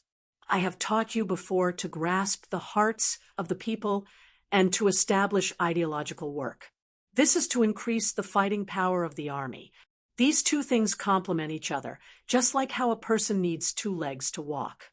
However, it is clear that you did not listen to these words. Therefore, to show that you are not responsible for your work, each of you will be given a demerit. Do you have any objections?" There were rewards in the army, so naturally there were punishments. When it came to punishments, there were demerits and major demerits. These demerits were not to be underestimated. They were not only written, but also recorded in one's personal file. Moreover, each person could only have 5 demerits and 3 major demerits. If they exceeded these limits, then they would either be demoted or have to leave the army. Therefore, being given a demerit was something that many officers were afraid of. After all, for many people, their days in the army were still long. No one could guarantee that they would not make any mistakes. However, once they accumulated to a certain extent, who knew how many demerits would be given? Now that Yang Qindong had opened his mouth and said that Mo Chengyu and the others had passed, their faces became ugly. However, this was given to them by Yang Qindong, so they could not refuse. At this moment, they could only pinch their noses and accept it. Among them, Chenbo was even more unconvinced after accepting it. He had just been promoted to political commissar, and he had not done anything yet. Although he understood this kind of work, being given a demerit as a new officer was not something that anyone was willing to accept. Fortunately, after Yang Qindong gave them a stick, he gave them a sweet date. In order to show the importance and necessity of political work, I have decided to establish a new department. It will be called the Political Department. Its rank will be the same as the military. I will be the head of the Political Department. The first batch of committee members will be Mo Chengyu, Kong Jia, Chenbo, and Ji Fei. In the future, When it comes to the evaluation and promotion of officers, not only will the military have to give their opinions, but the political department will also have to give their opinions. Only those who pass both examinations can be promoted to military officer. Otherwise, they won't be able to pass. Does anyone have any opinions? Suddenly establishing a political department and promoting it to the same rank as the military was something that many people did not expect. This was like putting another layer of shackles on the heads of all officers. In the future, not only would they have to listen to the military, but the political department would also become like a new father. It would be impossible to say that no one had any opinions. However, in front of Yang Chendong, especially when everyone was so proud of themselves, who would dare to take the lead? Mo Chengyu and the others, who were not responsible for anything, were given a demerit. What did they say? Therefore, when Yang Chendong asked for everyone's opinion, no one stood up to oppose. On the contrary, the two big shots in the military, Lung Song and Gao Xiong, spoke out in support. We support the 6th Young Masters establishment of the political department. Lung Song and Gao Xiong spoke out in support. They had no choice but to do so. Otherwise, it would give others the impression that they wanted to monopolize everything. Why? Was the military so powerful? Couldn't there be any restrictions on their existence? More importantly, were they not going to listen to the 6th Young Master's words? Lung Song and Gao Xiong, who were already vice ministers of the military, would not allow others to hold them back. They immediately spoke out in support. Since the two division commanders had the same attitude, the other officers naturally raised their hands in support. Although some of these people might have different opinions, it did not matter. The minority obeys the majority. Chapter 552. Furthermore, if there was something that could only be done after everyone agreed to it, then there would be nothing left in the world that could be done. Some people had opinions, but didn't dare to voice them out. However, some people didn't have any opinions at all. For example, the committee members of the political department. They had just been marked down and were feeling indignant now that they had a new position and could even decide on an important part of the military officer evaluation. It meant that they had more power in their hands. This would make their work much easier in the future. After all, this was related to their personal benefits. Who would dare to not take it seriously? Among these people, Chunbo was the happiest. He was already a regimental officer. He had just become a committee member of the military headquarters. Now, he was also a committee member of the political department. He was the only one who was a committee member of both. How could he not be happy about it? As for when he could only be a committee member of one department, he would have to make a choice. However, it didn't matter. He was already the first committee member of two departments, wasn't he? This was enough. This would become the capital that he could show off to others in his life. He didn't care about what others thought. After Yang Chendong announced the establishment of the political department, he took over the baton from Lung Song. Then, he came to the sand table and began to explain the battle plan. After Yang Chendong explained the battle plan that he had in mind, he also emphasized on the enemy's cannons. Those are cannons that can hit a mile away, although they can't be compared to the cannons in our hands. However, if we don't get rid of them, once the soldiers charge, they will be facing death. Although there are always casualties in war, I still hope that everyone can take the lives of the soldiers seriously. In the future, military achievements will not only depend on how many people you kill, but also how many people you lose. This will be done by the political department. Great. This increased the work of the political department and also increased their power. However, this was for the sake of the soldiers' lives. No one could raise any objections. For a moment, the officers could only nod and agree. The final decision of the meeting was to launch the war horn 3 days later. They would use 10 days to eliminate the first Shang dynasty and let Ryukyu Island become Yangtze's first base. In comparison, 3 days to prepare was already a lot of time. After all, the first Shang dynasty wasn't far away from the first Shang dynasty. Lung Feng was the main force of the soldiers participating in the battle, with the auxiliary soldiers as support. If it wasn't for the fact that the Navy needed more time to prepare, the mobilization order would have been issued today, and the Army could have set off the day after tomorrow. After arranging the work, Yang Qindong turned around and left the building under the protection of the guards. Lung Song and Gao Xiong, who originally wanted to ask the 6th young master to stay for dinner, didn't have the chance to speak. Division Commander Lung, could it be that 6th young master is angry at us? Standing at the gate of the military headquarters, after watching Yang Qindong leave, the Marine Division Commander Gao Xiong couldn't help but ask, "Can't you tell?" I say, "Commander Gao, your Navy officers are a little too arrogant. You should reorganize them." Lung Song turned his head and said with some annoyance, due to the fact that the Navy had advanced ships and cannons, they had been unrivaled on the sea since the beginning. After a long time, they naturally became arrogant and complacent. Being criticized in public, Gao Xiong's face didn't look too good. However, he wasn't someone to be trifled with. He immediately retorted, "I admit that some of the Navy officers are a little arrogant, but is your Army any better? Since when did you look down on others just because you have guns?" "Commander Gao, please don't worry about this. I will naturally take care of the Army's matters. Even if we don't care, the political department will. You're on your own now." Lung Song turned around and left after saying this. It was obvious that he was a little angry.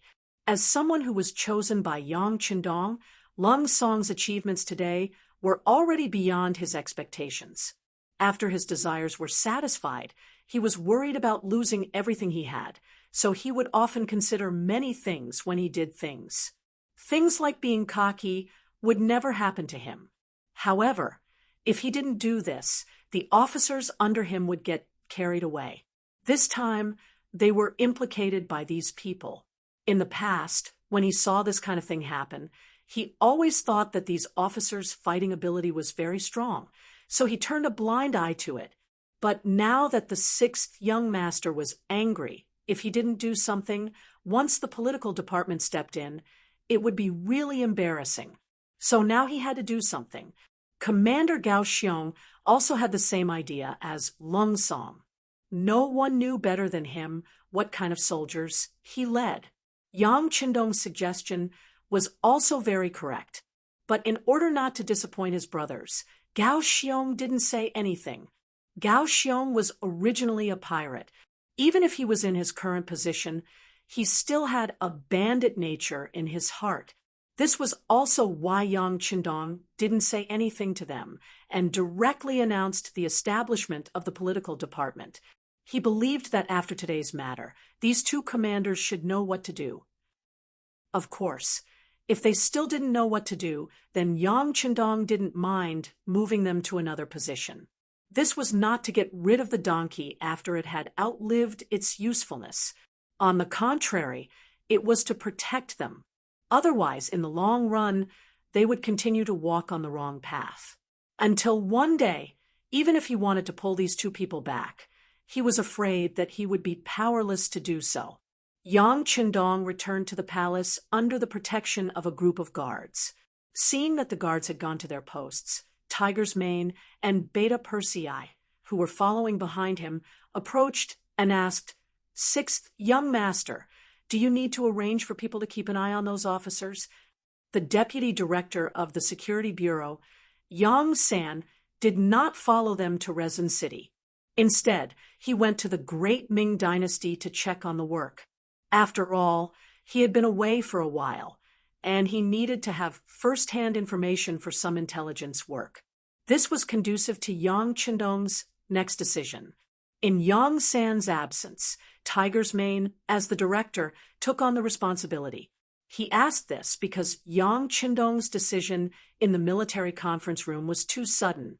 He was afraid that some of the officers would take things too hard and cause problems.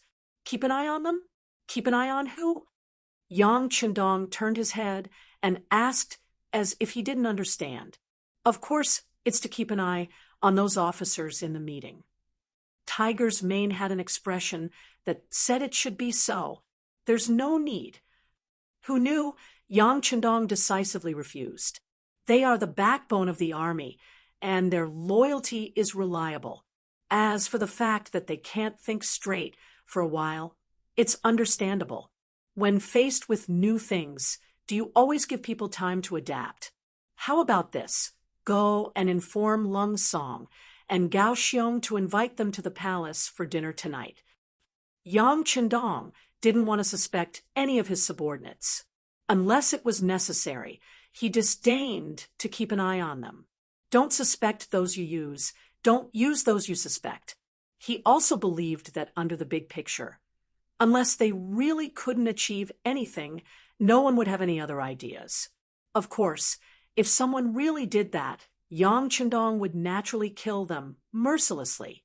If they were brothers, he would naturally share their blessings. But if they were enemies, then blood would definitely be spilled. Tiger's Mane sent the message. Yang Qindong turned around and walked towards the depths of the palace. In the large square of the palace, waves of pleasant laughter could be heard. Sister Shui, don't panic. Keep your breathing steady. Just hold on and use your legs to push forward. This voice belonged to the fifth madam, Su Man.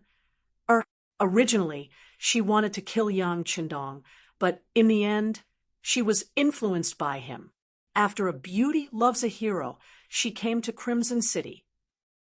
Here, her vision and thoughts were greatly impacted, and she quickly fell in love with this place, especially when Yang Qindong deliberately pretended to be poisoned for her.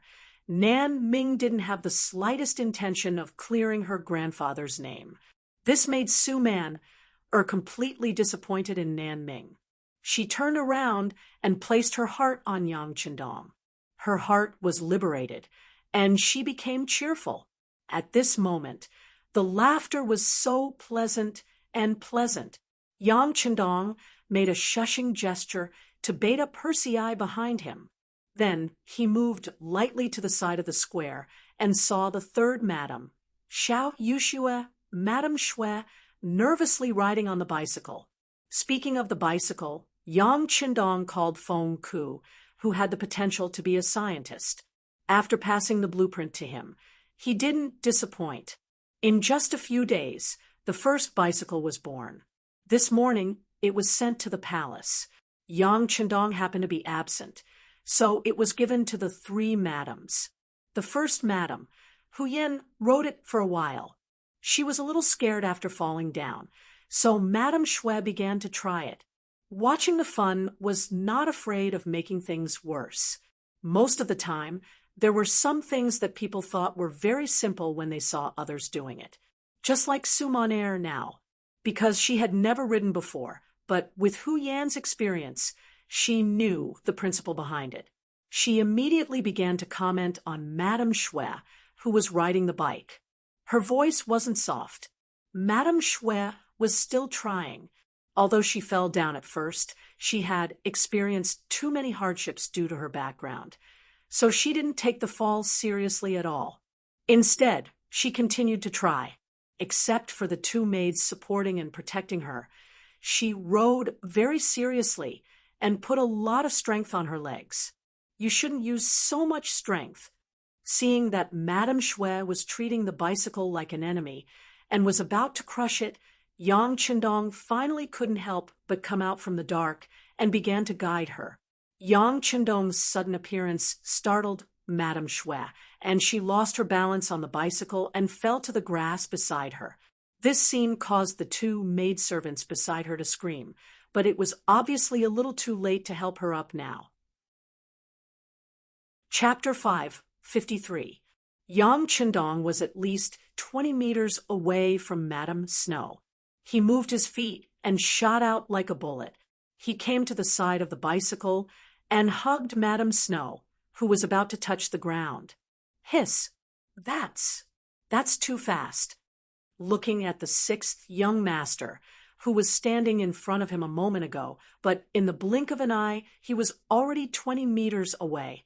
Yang Shuang's eyes were filled with suspicion. He definitely couldn't achieve such speed. However, considering that the young master was a freak, Beta Persei was not the one who called him that. Many guards recognized him as a freak. Yesterday, Yang Chendong finally defeated the 20 guards of the first guard squad by himself. Yang Chendong, who was with the 3 ladies, seemed to be stronger than before. It was reasonable for him to be so fast in the face of such a freak. Madame Snow thought she would fall to the ground, but now she was in Yang Chendong's warm arms. She could not help blushing, although they often did some shameful things when there was no one around, and even did it with her sisters, she would still blush in front of outsiders. This was the reservedness of modern women. "Honey, can you teach me how to ride a bicycle?" Madame Snow asked, trying to suppress her shyness. She did not know why she was so bold. However, she did not consider that the bicycle was newly made. It was probably the first time that Yang Chendong had seen it. Madame Snow did not care about that. In her eyes, Yang Chendong was omnipotent. She believed that he would not let her down. As expected, Yang Chendong nodded. First, he helped Madame Snow to stand up. Then, he reached out to lift up the bicycle. He stepped on the leather seat with his right leg. After feeling it for a while, he exerted force on his foot. Then, the bicycle slowly moved forward under his command. Riding on the bicycle, while feeling the performance of the bicycle, Yang Chendong said aloud, "This is a men's 28 bicycle. The frame is too high and is not suitable for girls to ride. In the future, if you want to ride it, I can arrange for them to make a smaller one for you." Yang Chendong was already very good at riding the bicycle as he spoke. In his previous life, he did not ride the bicycle many times. He did not ride it as much as he did before he became a soldier. However, he had learned how to ride it a long time ago. With the changes in his body, it was a piece of cake. Besides, he could ride planes and tanks easily. This was child's play. Under his manipulation, it didn't take long for him to ride the bicycle with both hands. Compared with other people who would fall down if they gripped the handle too hard, Yang Chendong could ride it so well without holding the handle. This scene instantly made the 3 ladies admire him. Even the maidservants were trying their best to hold back their screams as their bodies trembled with excitement. The maids who could serve Yang Chendong were happy and unlucky. They were happy because they could often see the 6th young master, the man they admired so many times in their hearts. They were unhappy because they had been with Yang Chendong for a long time. They were always willing to compare other men with him. How could there be any comparison? If they kept going back and forth, other men would naturally not enter their eyes. This would greatly affect their marriage in the future. Of course, these maids had a dream in their hearts that was to be favored by Yang Chendong one day, even if they could only be his concubine. Just like in some rich families, the maids, especially the beautiful ones, might fly to the branches and become phoenixes. However, for some reason, Yang Chendong never did that. At least, no maids could have such an honor. But it did not matter. If they could not do it now, they could wait. There should be a chance. After riding the bicycle for a while, Yang Chendong found that all the functions of the bicycle were very good. The running in of all the parts was also very smooth. He could not help but feel satisfied and stopped the bicycle elegantly. Seeing this scene, the women's eyes were full of stars. Their admiration was very clear. "Ha! Come on, sit on the back seat and try it." Yang Chendong smiled and pointed to the back seat of the bicycle. Can I? Madame Shui was obviously eager to try, but she still asked shyly. Sister Shui is timid. You can try it. Hu Yen saw Madame Shui's shyness and could not help but smile at Su Monair, who was sitting beside her. Okay. Su Monair naturally knew that Hu Yen was provoking Sister Shui, but she still nodded cooperatively. She looked as if she wanted to get up. So did she. Madame Shui could not take it anymore. Without hesitation, she leaned over and sat on the back seat of the bicycle. Ha ha. Looking at Madame Shui's anxious look, Yang Qindong could not help but laugh. Then he said, Hold on tight to my waist. Then the bicycle sped up like a gust of wind, reaching a speed of at least 40 kilometers per hour. Madame Shui, who was sitting on the back seat, could only feel the things in front of her flying backward. She was so excited that she hugged Yang Qindong's waist tightly. She looked happy. After Madame Shui, Yang Qindong picked up Hu Yen and Su Monair. He had no choice. When there were many women, everything required fairness. After riding the bicycle for more than an hour, Yang Qindong was sweating a little. Satisfied, he stopped the bicycle and pointed at Beta Persei, who was drooling not far away, and said, Come on, try it. Look at you, your clothes are wet with saliva. When Yang Qindong pointed at him, Beta Persei quickly looked down at his military uniform, but there was nothing there. Then he heard a woman's laughter. Only then did he realize that the young master was teasing him. However, he didn't care so much anymore. He smiled and strode toward the bicycle. Just now, he had seen the sixth young master ride for a long time and thought that he was familiar with the technique. In addition, he was tall and had long legs, so it should not be a problem for him to control it. Yang Qindong returned to Hu Yen and the others. As soon as he sat on the chair, someone fed him all kinds of fruits. He looked very comfortable. Plop! Just as Yang Qindong ate a piece of orange, the sound of something hitting the ground was heard. Needless to say, it was Beta Persei who did not control the bicycle well and fell to the ground. It was not necessary to control the bicycle well with the length of one's legs. In a situation where he did not know how to master balance, and it was his first contact, Beta Persei quickly made a fool of himself and fell to the ground. Because of his tall stature, the fall made a lot of noise. His posture was also very inelegant. One of his left thighs and half of his body were under the bicycle. Ha ha ha ha ha. The madams were stimulated by this scene and laughed. Obviously, they had forgotten the scene where they fell while riding the bicycle. On the other hand, Beta Persei had a persevering spirit.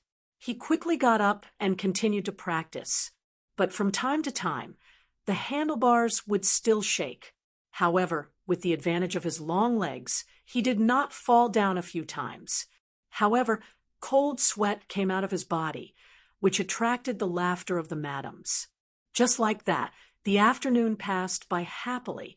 At dinner time, Lung Song and Gao Xiong each brought their madams to the palace. Calling their madams showed that they were close. This way, they could also quickly get closer to each other. As soon as the two madams arrived, they were pulled to the side by Hu Yen and the others. Naturally, the two teachers sat next to Yang Qindong. When the food and wine were served, the atmosphere at the table quickly became lively. Taking advantage of this opportunity, Lung Song and Gao Xiong toasted Yang Qindong a lot of wine. The sixth young master was not invited. With the existence of that qi, as long as he wanted to, he could expel the alcohol at any time. Therefore, sometimes there was no difference between drinking wine and drinking water for him. Wine was often the best lubricant and additive. It could quickly get closer to each other. After a while, the relationship between Yang Qindong, Lung Song, and Gao Xiong became much closer. After 3 rounds of food and 5 rounds of wine, Hu Yen and the other two madams left the table with Lung Song and Gao Xiong's madams. When only the three of them were left at the table, Yang Qindong opened his mouth. "How is it? Do you have any opinions about what I did during the day?" "Ah, we don't dare."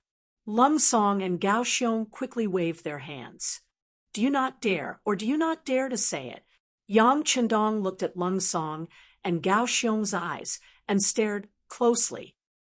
Being stared at like this, the two lowered their heads. After today's meeting, the news of the establishment of the political department spread. Mo Chungyu and the others had already chosen a building not far from the military headquarters. In fact, this was something Yang Qindong had planned for a long time. However, when this news came out, many low-level officers came to express their dissatisfaction. In their eyes, this was a sign that the sixth young master did not appreciate them and wanted to deal with them. Regarding the dissatisfaction of the officers, the two division commanders did not say anything. However, it was impossible to say that they did not have any opinions. They thought that they had done a good job, but why did the sixth young master want to establish a political department? Did he not like them? Did he want them to move? When people encounter a problem, they would not think about why it happened. Instead, they would think about how to solve the problem and what signal it represented. The two of them naturally wondered if the sixth young master really did not trust them anymore. If that was the case, what should they do next? Both of them were division commanders. It was impossible to say that they did not have a group of trustworthy brothers. Although the soul of the Yang army was Yang Qindong, he did not lead the army for a long time. Therefore, many low-level officers ignored the existence of the sixth young master. If they were to make a move at this time, there would be some forces in the army that would be biased towards them. They could then put pressure on Yang Qindong. As for the establishment of the political department, not to mention that some of the officers were already showing signs of arrogance, even if they weren't, it would still be established. If the power wasn't distributed, it would be too centralized. Once there was a problem, it would be a headache to solve. Since that was the case, it was better to nip everything in the bud. With these words, plus the fact that he invited the two division commanders and their wives to the palace for the banquet tonight, there shouldn't be a problem in stabilizing the morale of the army. Once the army was stable, it would naturally be able to display its greatest strength in the war. This was also what Yang Qindong was concerned about. Sure enough, the next morning, after Lung Song and Gao Xiong went to the military headquarters and talked to some of the officers of the regiment, battalion, and even company level, the establishment of the political department was no longer hindered by anyone. On the contrary, there were many people who came to show their goodwill and help. This showed the new situation of the military and government being one family.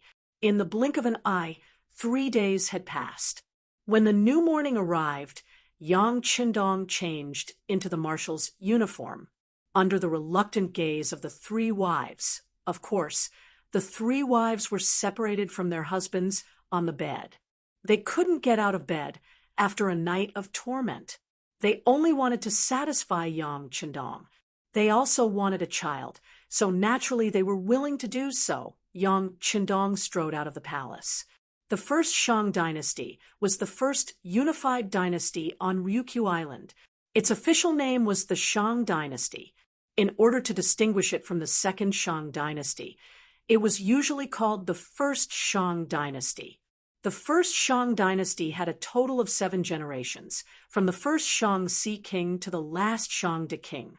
It was only established 63 years before it was destroyed due to internal strife. Yang Qindong's appearance added to this situation. Of course, he didn't feel the slightest bit of guilt towards the destruction of a country other than the foreign races. 3 years ago, when Yang Xie chose this place, it started the battle with the first Shang dynasty. In the beginning, they had a small territory and a small number of people. Now, they had a huge territory. The situation had completely reversed. The child that wasn't valued in the past had now grown into a colossal existence. In the end, it was going to open its bloody mouth and swallow up the last of the New North, reunifying this place. As if they had long sensed that the day of the final battle would come, the first Shang dynasty, whose sea passage had been sealed, began to display their potential to survive. Especially after the land in Taichung was occupied, they accumulated more strength to develop. A person's potential was always limitless. It was as if the greater the pressure, the greater the motivation. In less than 2 years, they had replicated close to 50 Xiangyang cannons. They either installed them on the ships or placed them in front of the docks. It was as if they were going to fight to the death. On land, not only did they replicate some of the lower-grade guns, they also dug countless trenches in the hundreds of acres of land that led to the New North from Taichung. These trenches were intertwined, and because of the terrain, there were high and low trenches. Soldiers armed with guns, bows and arrows, as well as swords and spears, were lying in ambush here. If the mercenaries really barged in and entered this chaotic trench, then the advanced firearms in their hands would be greatly suppressed. They would even have to choose to engage in close combat, and the losses would be immeasurable. There were more than 200 large and small warships waiting at the docks. On the shore, there were better protected cannons that could shoot for a mile as support. In addition, the entrance to Keelung Port was originally a little narrow, making it easy to defend but hard to attack. On land, there were intertwined trenches that were like the blood vessels in the human body. It was like a natural moat that prevented the mercenaries from attacking from long range. At this moment, the first Shang dynasty was like a turtle shrinking its body into a sturdy shell, giving off a feeling that it was impossible to bite and eat. Ever since Yang Qindong left the palace and met up with the Army Division Commander Lung Song, the situation in this area had been continuously reported to him. Actually, this wasn't anything new. When he first came to Qiqian City and understood the situation, he had already received the relevant reports. While he was sighing at the first Shang dynasty's defense, Yang Qindong was also thinking of a military attack strategy. All of this information made one feel that the docks should be easier to attack. After all, the Yang family Navy's warships were equipped with long-range and highly destructive cannons. The furthest attack range could reach 20-plus kilometers. It was much more advanced than the primitive Xiangyang cannons that could only shoot iron balls. Today's weather is good, very good. Yang Qindong didn't seem to notice that everyone was looking at him. Instead, he looked up at the sky and seemed to be in a good mood. Among the officers who didn't know why the sixth young master said this, some of the more impatient ones couldn't help but ask for a solution. But Yang Qindong's voice was a step ahead of the others. "What's the rush? Didn't we agree that the attack will officially start at 9 o'clock? Just let the soldiers conserve their energy." After being pointed out by Yang Qindong, the officers really didn't know what to say. Some people couldn't help but look at their watches. It was not even 8:20 yet, which meant that they still had 40 minutes to prepare. That was equivalent to going down and watching how the sixth young master would create a miracle. Everyone was waiting. In the entire frontline command post, only the occasional ticking sound of the watch on each officer's wrist came from time to time. The silence lasted for more than 20 minutes until it was 8:50 a.m. Suddenly, there was a commotion among the soldiers of the various regiments and battalions. "What's going on?" As the commander of the 1st Division of the Army, and also the only division commander of the Army, seeing that the battle was imminent and the sixth young master was by his side, but the soldiers suddenly acted strangely, he was very dissatisfied. He was even more afraid that the sixth young master would blame him, so he immediately looked at the 2nd Regiment Commander Luo beside him. Luo Pa naturally understood the meaning behind it and hurriedly walked out of the frontline command post. But before he could ask the soldiers what was going on, he saw everyone's hand gestures. He couldn't help but look up at the sky. The scene that appeared in front of him gave him a big fright. In the originally clear blue sky, there were suddenly 20 large balloons flying in the air. Visible flames could be seen under the balloons as they slowly moved towards the battlefield. This is the Eagle Unit. Luo Pa was also one of the senior officers in the military, so he naturally knew of the existence of the Eagle Unit. He also knew that the training of this unit was very mysterious. Even he didn't know the details. The only thing he knew was that the military would provide a large amount of military pay to them every month. Considering that it was directly approved by the 6th young master, the officers below him didn't have any complaints. But they never thought that this unit would actually be an army, and that there would be 20 of them. When they appeared in the sky, they immediately gave people a feeling of the might of gods, a people of that era. Even if they were educated, most of them would only know how to read and do accounting. Only a very small number of people would study ancient studies. These people could already be called great scholars.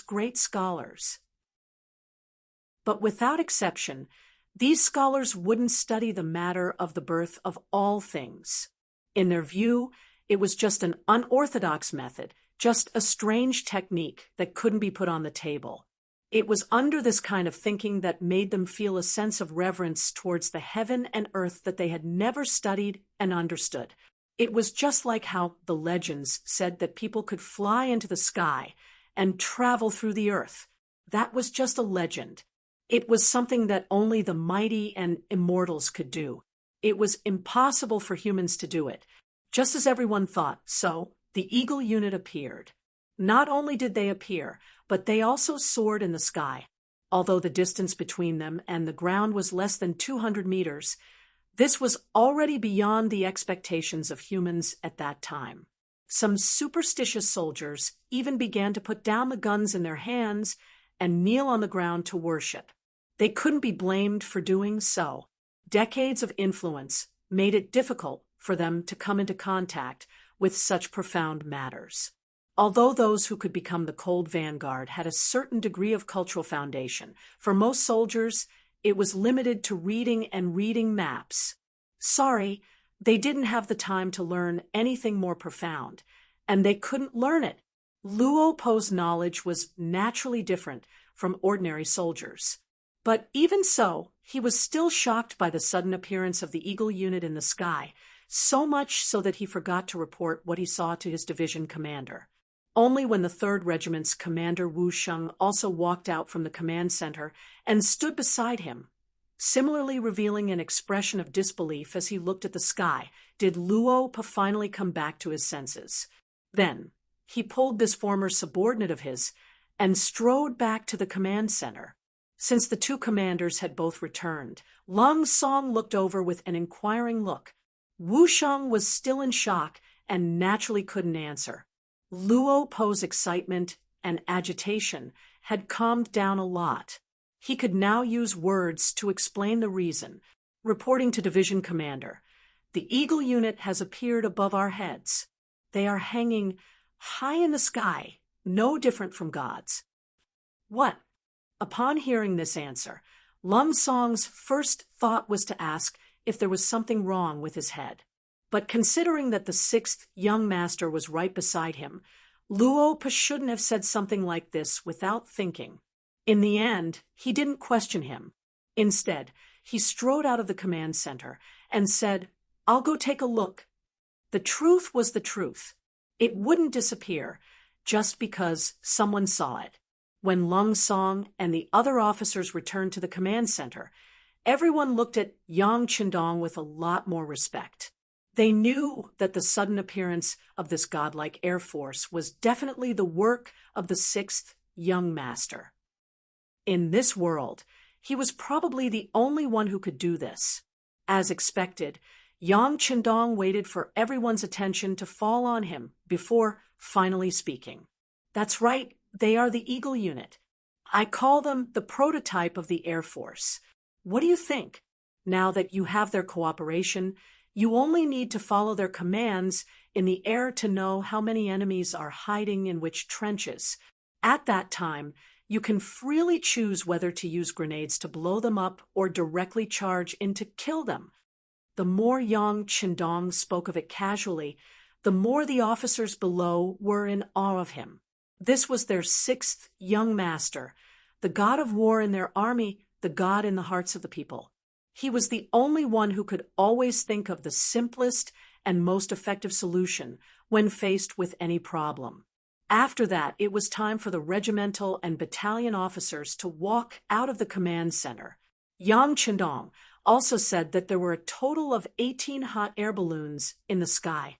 This time, the main forces participating in the battle were 3 Cold Vanguard regiments and 3 auxiliary regiments. Each regiment had 3 battalions, which was a total of 18 battalions. In other words, each battalion could follow a hot air balloon and destroy the chaotic trenches of the 1st Shang Consortium under their command. Seeing that it was about 5 minutes to 9 a.m., all the regimental and battalion officers went down to the front lines to command the battle. When the news spread, all the soldiers knew that the hot air balloon above their heads was actually their ally, their comrade. Their morale skyrocketed, and the faces of the soldiers turned red as if they had been injected with some kind of hormone. In comparison, the 1st Shang Consortium soldiers who were hiding in the trenches like ostriches were dumbfounded. Chapter 556. The hot air balloons that suddenly appeared in the sky were quickly discovered by them. More and more soldiers knelt on the ground to worship them. It was rare for them to learn any culture, and this was the first time they saw the hot air balloons in action. It would be strange if they weren't afraid and nervous. After kneeling and praying, they heard the cheers coming from the army opposite them. They also saw the soldiers in the same mercenary uniform pointing at them from the hot air balloons in the sky. As long as one wasn't a fool, one would understand what was going on. This is actually an army sent by the mercenaries. Could it be that they have received the approval of the heavens and are here to destroy us? Even the heavens want to take care of them. How are we going to fight this battle?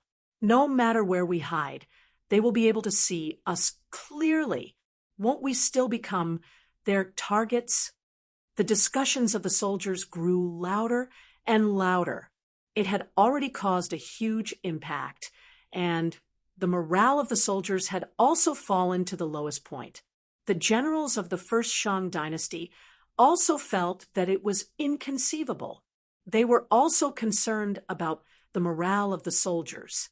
At that moment, they wanted to suppress the fear in their hearts. Someone suggested to use firearms to shoot down all the hot air balloons. As long as they succeeded, all the fear from before would disappear with the wind. However, even though their vision was clear with the distance between the firearms and arrows, it was impossible for them to hit the hot air balloons in the sky.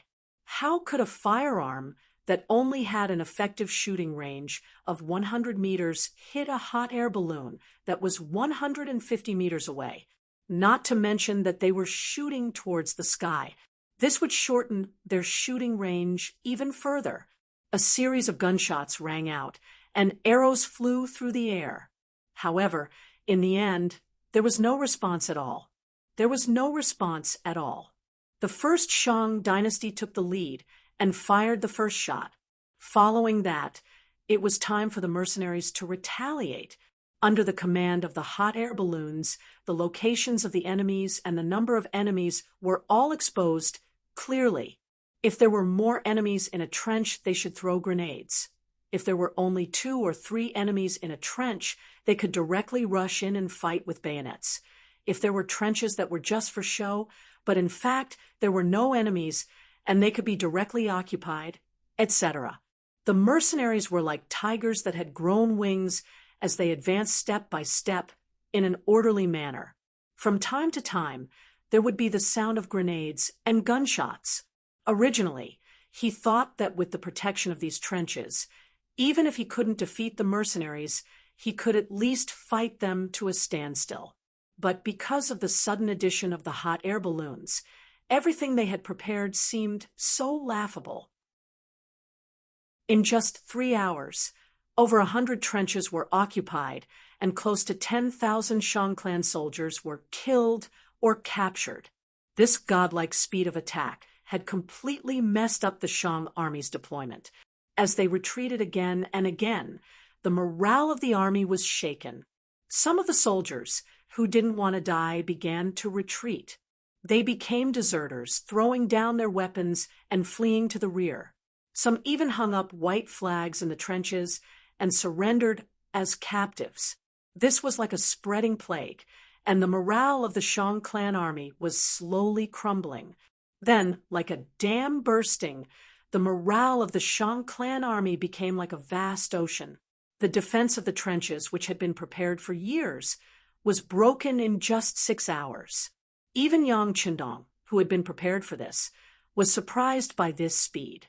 Of course, Yang Qindong had neglected the reverence and fear people had for the heavens and earth. Actually, from the moment the hot air balloons appeared, the morale of the Shang clan army was already broken. It was only a matter of time before they lost. To be able to lose so quickly, it was mostly because they felt that the mercenaries were blessed by the heavens and earth. Then, wouldn't it be disrespectful to the heavens and earth to fight against them? The speed of the army's attack was so fast that it was beyond the imagination of both parties. Outside the Keelung port, the Navy also launched their attack at 9 a.m. The difference between the Navy and the Army was that under the command of Division Commander Gao Xiong, the Navy launched a merciless artillery attack. They didn't seem to have any intention of entering the port. When they were still 3 kilometers away, the cannons rained down on them as though they didn't cost anything.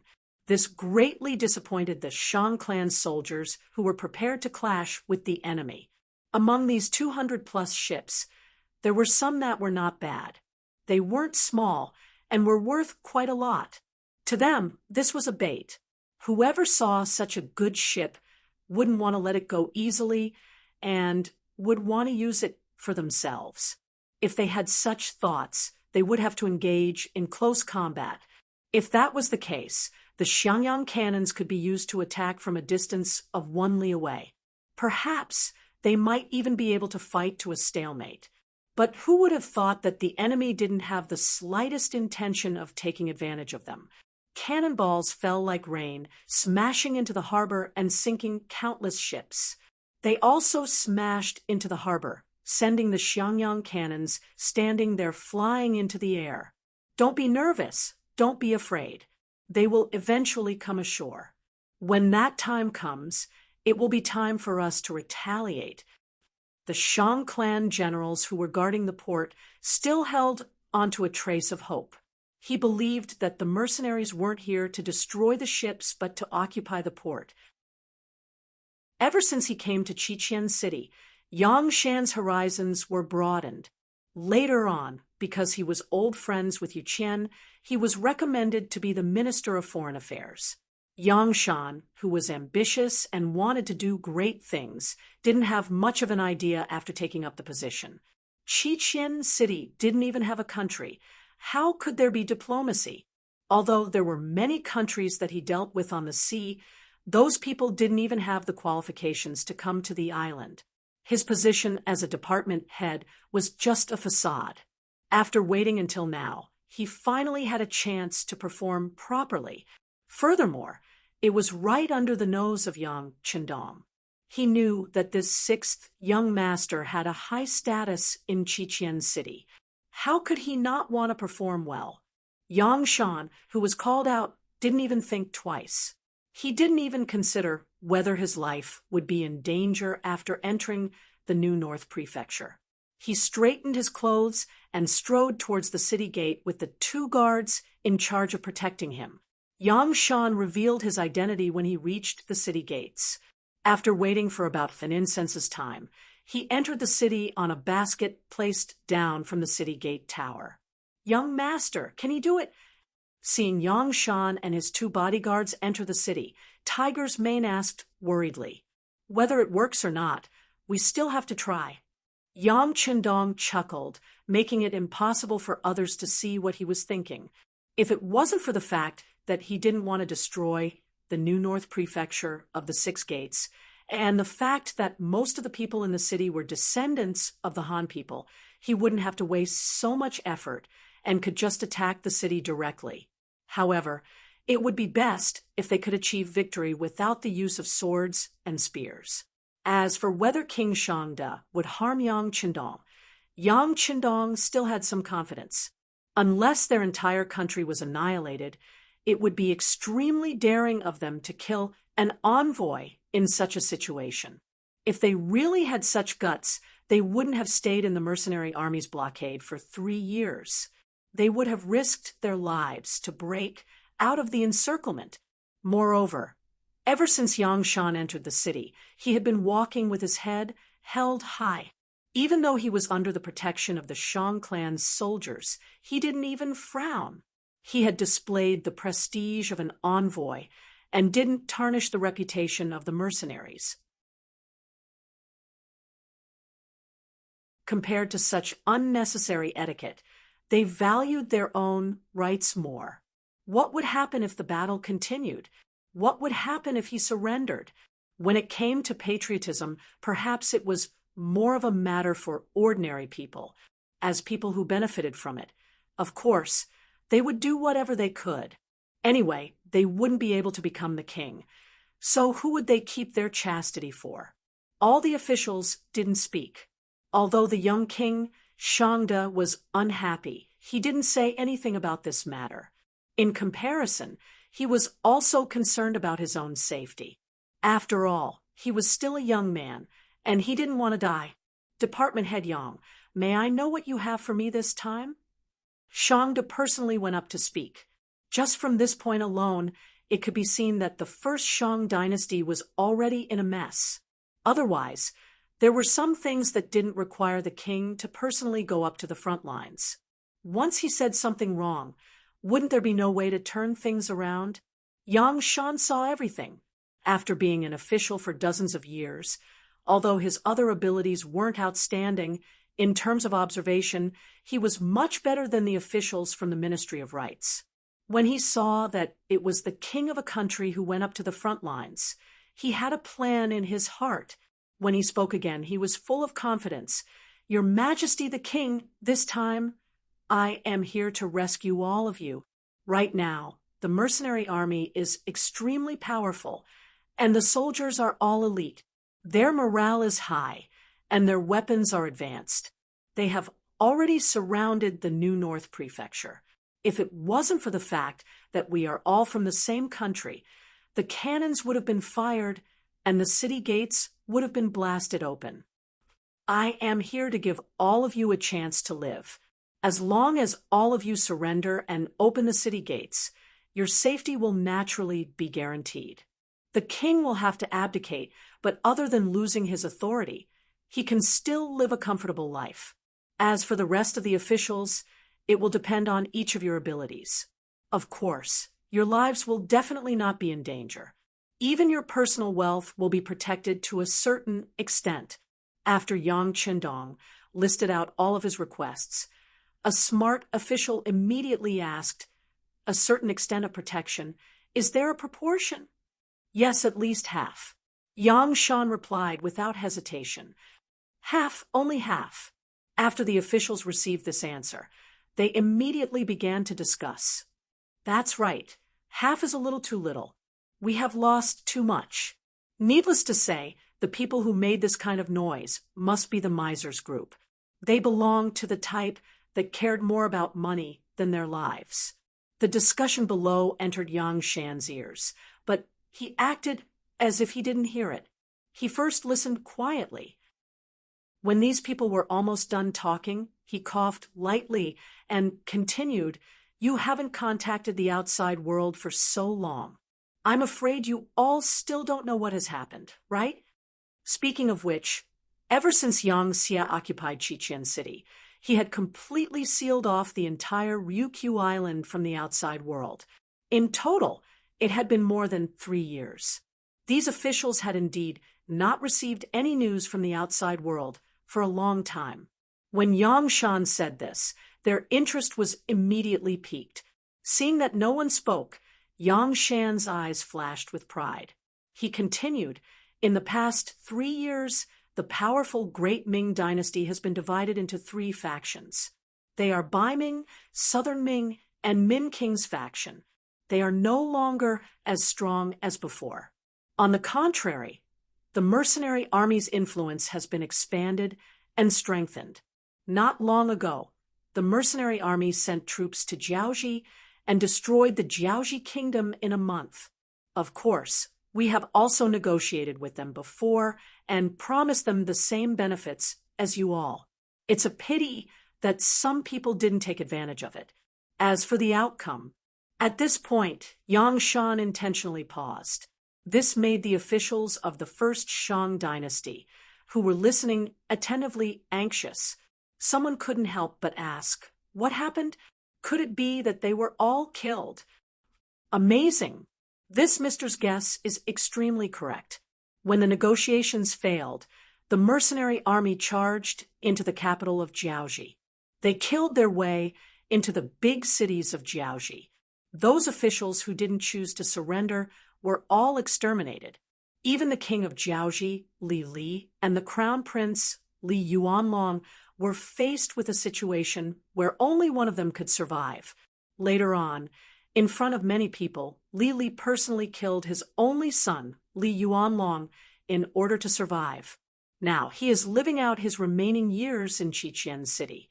Although he lost his authority, his life was saved. It's a pretty good ending. What?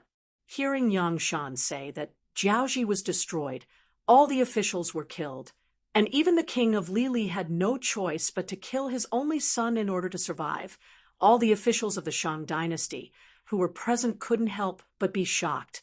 The strength of little Ryukyu Island was limited. It had faced various dangers in different eras. However, no matter what the outcome was, whether they were defeated or forced to surrender, as the officials of the country, they had no problem keeping their lives. After all, no matter who occupied this place, someone had to take care of it. As the natives of this place, no one knew the situation better than them, right? However, who would have thought that the mercenary army would really kill when they attacked? Even the king of Li, who was known to be vicious and merciless, didn't let him off. Didn't that mean that if they didn't surrender, only death would await them? The officials felt a chill in their hearts. Some of the smarter ones were already considering if they should choose to surrender. After all, they had already experienced the firepower of the mercenary army. Didn't they see how their impregnable defense was flattened in less than 2 days? They wouldn't be able to gain any advantage if they really fought with such an opponent. As the officials were calculating in their hearts, the young King Shang was also calculating in his heart. He had to admit that when he heard that Li was willing to kill his only son in order to survive, he was really afraid. As the king of a country, Shangda had never truly enjoyed a day of happiness and high status since he took office. He was young to begin with, and his father had passed away in a hurry. He was the type of person who was appointed in the face of danger. This meant that everything had already begun before he was prepared. Even though he was still young, he had no choice but to think of ways to deal with internal affairs. However, before he could do anything, the mercenary army appeared. After that, they swept through the entire Shang dynasty in a domineering manner. The Shang dynasty was suppressed to a certain extent and lost its vitality. He had been in power for nearly 4 years, but he had actually spent all his time thinking about how to break through the blockade and kill his way out. However, this mission had never been accomplished. Now that someone had finally arrived at his doorstep, His choice had become inevitable. Speaking of which, Shangda didn't have much of a choice. He, who hadn't enjoyed much on the throne, had thought more than once that it would be great if he could be an ordinary person and live an ordinary life. Now, the opportunity had appeared. As long as he nodded and opened the city gates of New North Prefecture, he would be able to step down from the throne and live an ordinary life. Chapter 558. In other words, he could bear the worst result. Therefore, he did not have any resistance to surrendering. However, he still could not stand Yangshan's aggressiveness. Even if Yangshan wanted them to surrender, shouldn't he at least have a good talk? Why did he have to be so aggressive right from the start? With a hint of anger, Shangda asked Yangshan in a voice that was still young and hadn't reached puberty, "Emissary, what if we don't surrender? Have you thought about it? No matter if we live or die in the future, you, who appeared here, will definitely be the first to die. Aren't you afraid of death?" The young Shangda actually threatened Yangshan. When the officials heard this, many of them panicked. They didn't want to die. If they really killed Yangshan, it would be tantamount to forcing the mercenaries to become mortal enemies with them. If that was the case, no one present would have a good life. The officials were all panicking. They almost shouted out to stop their King Shangda. In reality, this kind of thing had been done many times in the past 4 years. For their own benefit, these officials had always been able to band together and force the young King Shangda to give in. This time, they were prepared to repeat the same story. But before these officials could speak, Yangshan had already started laughing loudly. After a round of laughter, he suddenly pointed at the high and mighty King Shangda and said, "Of course, everyone is afraid of death. But if my death can cause so many to die with me, it will be worth it." Swoosh! Just as Yangshan finished speaking, the 2 followers of Lung Feng behind him had already pulled off the buttons on their outer robes, revealing the densely packed detonators wrapped around their waists. What is that? The sudden change in the situation caused everyone to exclaim in surprise. Some of the more knowledgeable officials couldn't help but exclaim, "That looks like something made of gunpowder." "You are indeed knowledgeable." Yangshan nodded his head towards the minister, who spoke with a look of admiration. Then he looked at the other ministers and introduced the item as if he was a salesman promoting his goods. "This item is called a detonator. It's a new explosive that our mercenary army has developed." After saying this, he raised his head to look at the palace. Then he nodded and muttered to himself, "If everything is normal, these detonators should be able to completely collapse this palace." Hearing that these lightning tubes were actually so powerful, all of the officials' faces changed. Although some of them didn't think that the power of this thing was as strong as Yangshan said, they didn't dare to gamble. They were all standing here. If it really was as Yangshan said, wouldn't it mean that their lives would be in danger? Your Majesty, we can't defeat the mercenaries. Let's just surrender." "That's right, Your Majesty. A real man knows when to stretch and when to shrink. Let's lower our heads for now, and in the future." When the courtier reached this point, he couldn't even continue his lie. If the kingdom was destroyed, the king would be placed under house arrest. What future would there be? Many officials started to plead for leniency. Without exception, they all expressed the same attitude, which was that they absolutely could not become enemies with the mercenaries, and even more so, they could not harm Yangshan. Some of the ministers who held military power had already thought it through. If the king insisted on doing things his way, they could only use their power to restrain him first. The high and mighty Shangda couldn't help but shake his head when he saw the reactions of the courtiers below. Although all of this was within his expectations, just like in the past 4 years, whenever there was a threat to their interests, these people would advise him with the big picture in mind. They were eating the salary of the kingdom and enjoying the benefits and power that came with being in a high position. However, when the king was in danger, none of them thought for the kingdom. Instead, they were still plotting their own schemes. Shangde was completely disappointed in them. Among these courtiers, there wasn't even one who was as fearless as Yang Shan. What future did a kingdom like this have? Even if there weren't any mercenaries, the kingdom wouldn't last long. Since that was the case, forget it. If they wanted to surrender, so be it. After all, he didn't want to be the king anymore. Under the pleading of the courtiers, Shangde finally made the decision to surrender.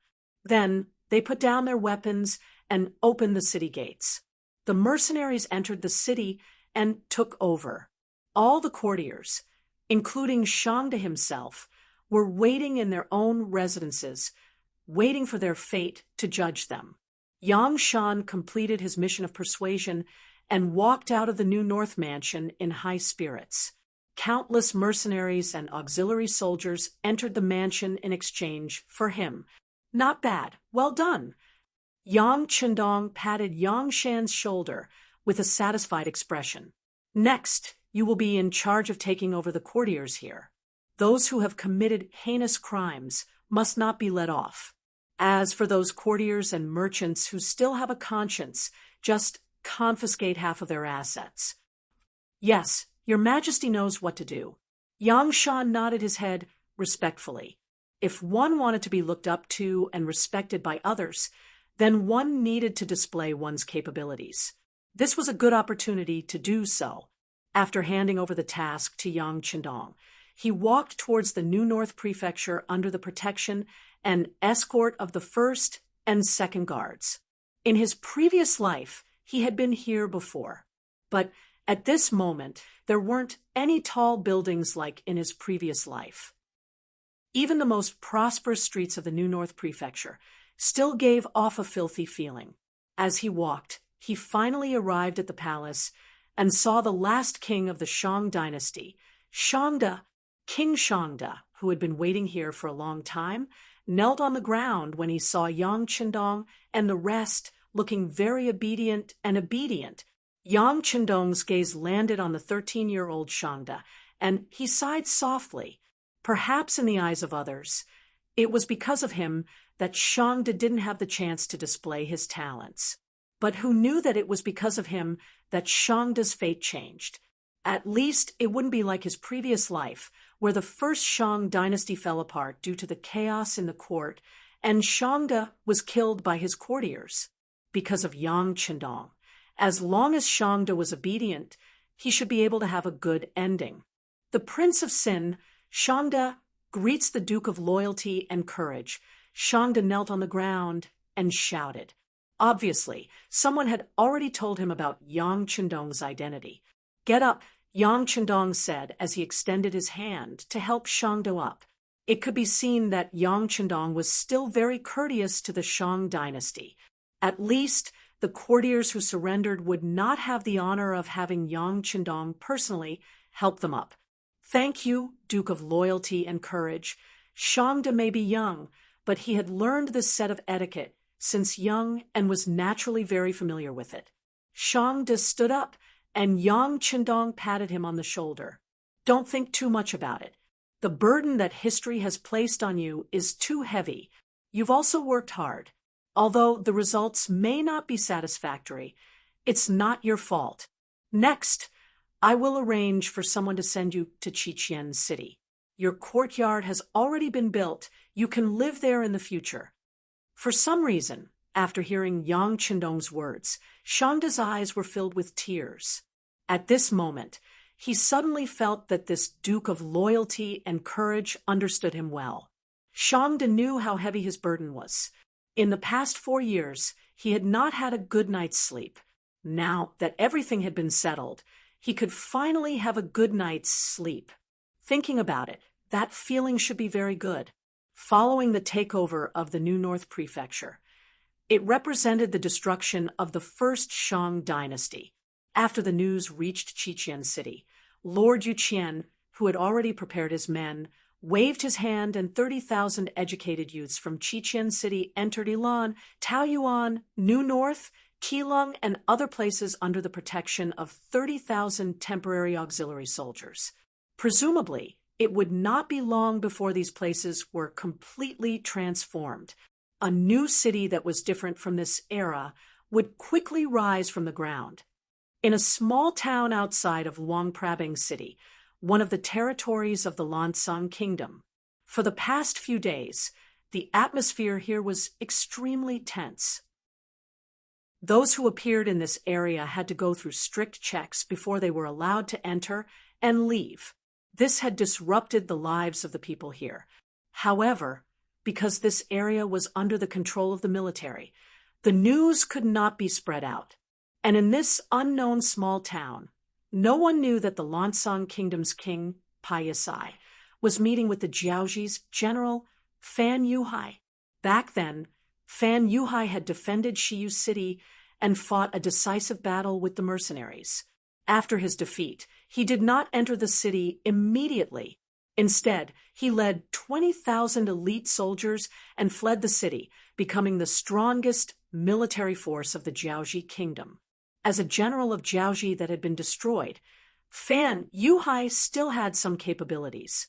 In the past month, he had actually gathered 60,000 deserters from Jiaoji. Together with his 20,000 elite soldiers, he had a total of 80,000 men. With such strength, he finally had the qualifications to meet with the Lansang Kingdom's king and discuss the matter of cooperation. In the largest inn in the town, the two sides met.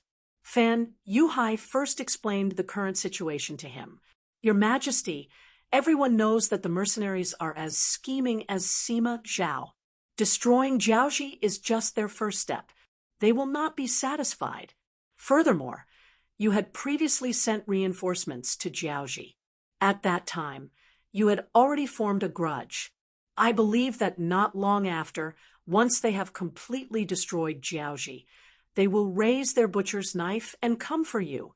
However, I wonder if your Majesty has any countermeasures at that time." The moment both parties sat down, Fan Yuhai exaggerated the threat of the mercenaries to force the other party to make a decision and declare war on the mercenaries. Since Payasai was able to become the king, he was naturally not scared. He looked at Fan Yuhai with an unhappy expression. "Don't be alarmist. Just tell me what your plan is and how confident you are." Fan Yuhai nodded heavily before revealing a strange smile. "Your Majesty, think about it. If we take down Jiaoji first and control the Han people there, when the main force of the mercenaries arrives, we push these Han people out. At that time, what will the mercenaries choose to do? Those are the people they painstakingly saved.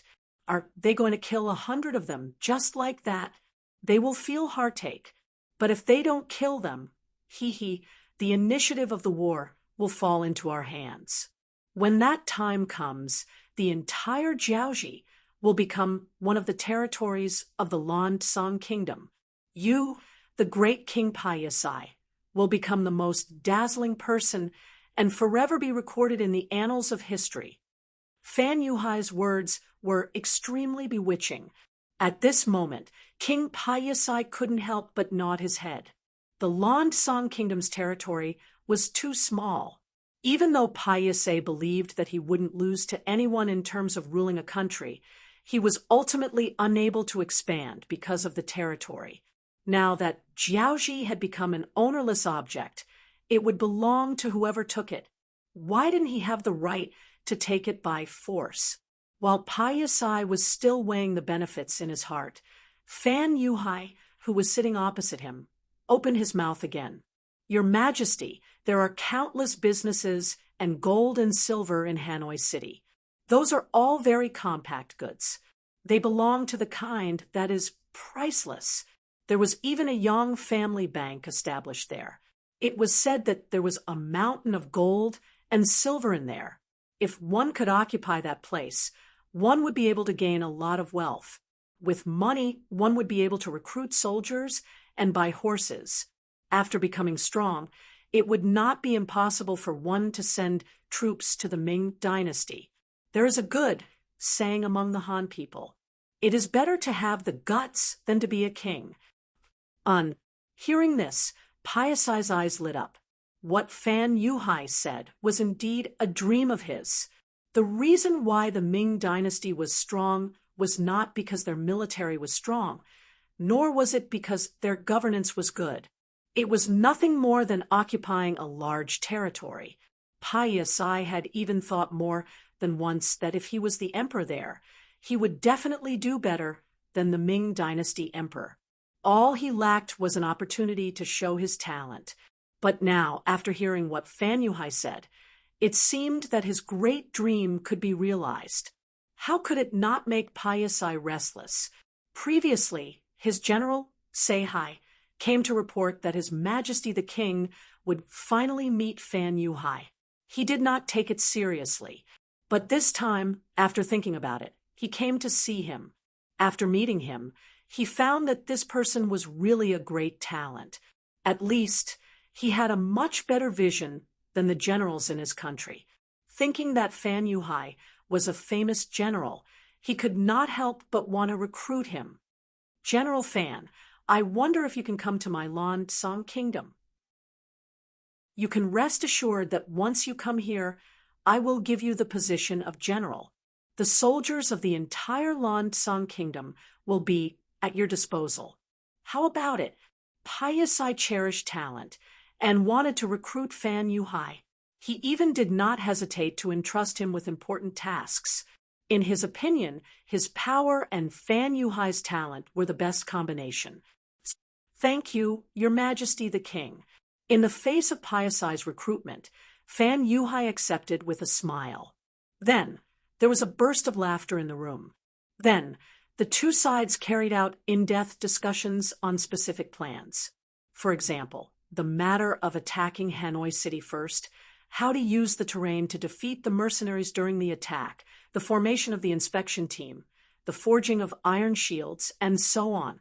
In a word, they had to use up all the bullets of the mercenaries. Piasai left with a satisfied face. The two sides agreed to take action after a month. The reason why they chose this time was because they needed to constantly send spies to Hanoi City to cooperate with the mercenaries, and this required time to operate. In the room, a black shadow walked out from the dark. This person was not tall and had a very ordinary appearance. However, his eyes flashed with light, giving people a very dangerous feeling. General, why did you agree to join the Lan San Kingdom? As soon as this person appeared, he revealed a trace of murderous intent. Even when he looked at Fan Yuhai, his eyes were also in a state of interrogation. Sigh. Fan Yuhai sighed, knowing that he had been misunderstood. He hurriedly explained, Brother Min, you've misunderstood. Why would I want to join the Lan San Kingdom? Isn't this to reduce the other party's vigilance? You know that I have received the favor of King Li Li. Even if I die, I will be a citizen of Jiaoji. This will not change. The person called Brother Min was full name Li Min. He was the adopted son of King Li Li of Jiaoji. It was said that he was picked up from the deep mountains and forests when he was hunting. This person had been with beasts since young. When he was first seen, he was still drinking wolf milk. Such a person with a wild heart was given special training after being adopted by Li Li. He was very powerful. A while ago, he went out to find the elixir of immortality for Li Li. That was how he escaped the attack of the mercenaries. After receiving the news and returning, he could not find his adoptive father. Li Min found Fan Yuhai to seek a way to restore the kingdom. The difference between Li Min and Fan Yuhai was that Li Min didn't want to defeat the mercenaries. It was too difficult for him to complete this mission alone. His goal was to find the whereabouts of his adoptive father and save him. Fan Yuhai, who knew Li Min's ability, agreed to this request in order to use him. He also said that he would find a suitable opportunity to make a move. As long as he could capture the Ming dynasty's Duke of Loyalty, Yang Qindong, there would be a great chance to exchange for King Li. Because of this, Li Min agreed to follow Fan Yuhai. He was the one who heard the conversation with Pa Yisai. He said that he wanted to join the Lan Song kingdom. He did not hide it anymore and came out to question.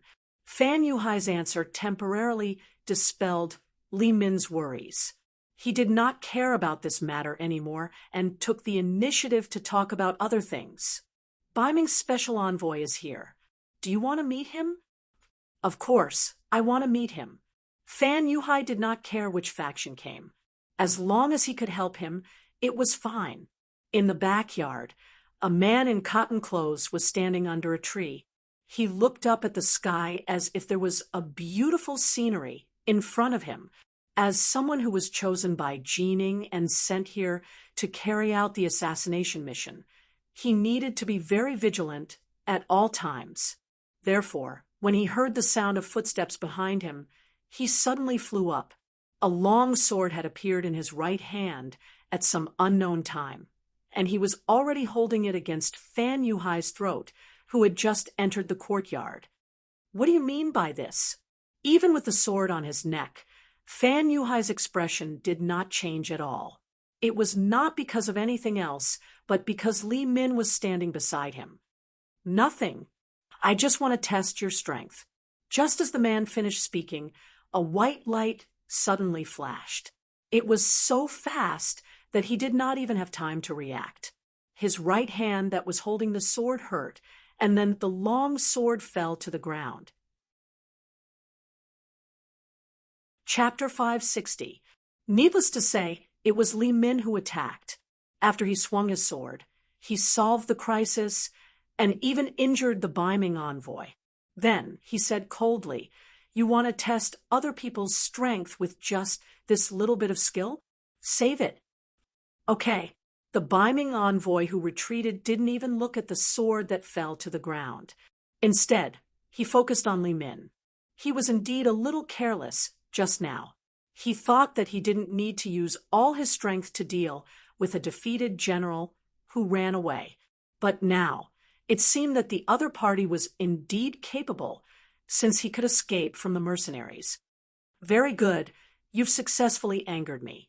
I hope you can perform as well as you did just now. The northern Ming envoy's gaze became much more solemn. A wave of killing intent even uncontrollably exuded from his body, crazily sweeping out like a whirlwind with him as the center. This was a strong, murderous aura that could only be produced after killing a lot of people. If it was an ordinary person, just this murderous aura alone would make them tremble and lose their morale. Unfortunately, Fan Yuhai had led troops for many years and killed countless people on the battlefield. Naturally, murderous aura was useless against him. As for Li Min, he had been with beasts since he was very young and was used to life and death. This murderous aura didn't affect him much. After releasing his murderous aura, the Bai Ming envoy suddenly had a long sword in his hand. This was why he was so powerful. He had a total of 13 swords on his body. Therefore, the people in Jianghu gave him the nickname of 13 Swords. With a sword in hand, the Bai Ming envoy rushed toward Li Min with a heroic spirit. Compared to intimidating Fan Yuhai, he preferred this powerful and cold, murderous aura that gave him the same feeling. Ding, ding, dang, dang. The saber and the sword kept colliding in the small courtyard, creating a series of noises. The noises attracted the attention of Fan Yuhai's personal guards. A group of 100 people quickly surrounded the small courtyard and pointed their spears at the two people in the courtyard. Regardless of whether it was Li Min who had been hiding in the dark or the Northern Ming's special envoy who had good swordsmanship and a murderous aura, these personal guards did not recognize them. Their duty was to protect the general's safety, and they would definitely not allow anyone to threaten Fan Yuhai. With the appearance of the personal guard, Fan Yuhai's face flashed with an unknown smile. He had an idea in his heart. He wanted to test the weight of these two people, because he already had a good plan in his heart. Whether or not it would succeed would depend on the ability of the executor. Surround them to say, capture them. After spitting out a few simple words, the 100 personal guards had already picked out 6 10-man teams and rushed towards the 2 top-notch assassins. It was a fair fight for one person to face to kill, to kill. The 2 of them who were in the middle of a fight were suddenly interrupted. Naturally, their expressions didn't look too good. To say, face to say, and the guards to say, to kill to say, he, to say, to win to kill to the guards to say, he was to say, to kill the closest to him. To say, he to say, to kill to say, to say it to say, to on to say. To be able to become a top assassin, his IQ was naturally very high. Li Min could tell that Fan Yuhai wanted to test his skills. Since that was the case, he wouldn't be polite, as long as he didn't kill his opponent. Even if he severely injured his opponent, it was completely within the boundaries. After all, swords and spears had no eyes, so it was reasonable to injure his opponent. The Ming envoy was also very angry, although he had already used his 7th sword, which proved that he was not Li Min's opponent. It was not easy for him to find such a strong opponent. However, for an expert like him, it was not easy to find a strong opponent. He was looking for his own shortcomings through this fight, but now he was interrupted by someone. It was impossible to say that he was not angry at all. Since the guard's appearance made him unhappy, he certainly wouldn't show mercy.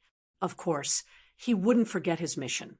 So he only injured the guards and didn't have the intention to kill. Fortunately, both of them didn't have the intention to kill. Otherwise, Fan Yuhai's 100 guards would soon be replaced. And even if they didn't have the intention to kill, at least half of the guards would have to be replaced.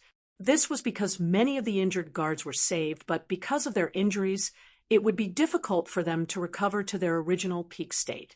Naturally, since they were able to survive and continue to be the guards, their strength would also rise to a higher level because of this fight.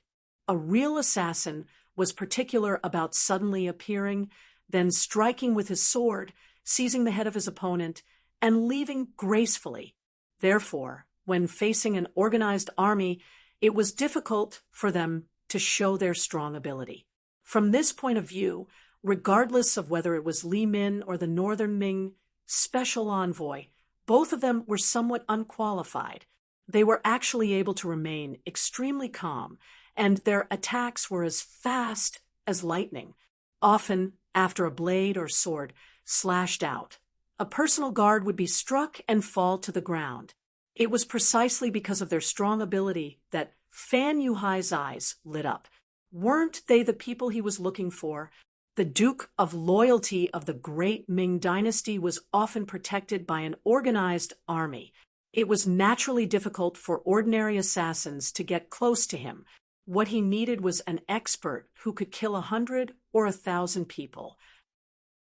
Regardless of whether it was Li Min or the Ming envoy, both of them seemed to meet this requirement. How could he not be happy? That's right. Fan Yuhai had the idea of assassinating Yang Qindong.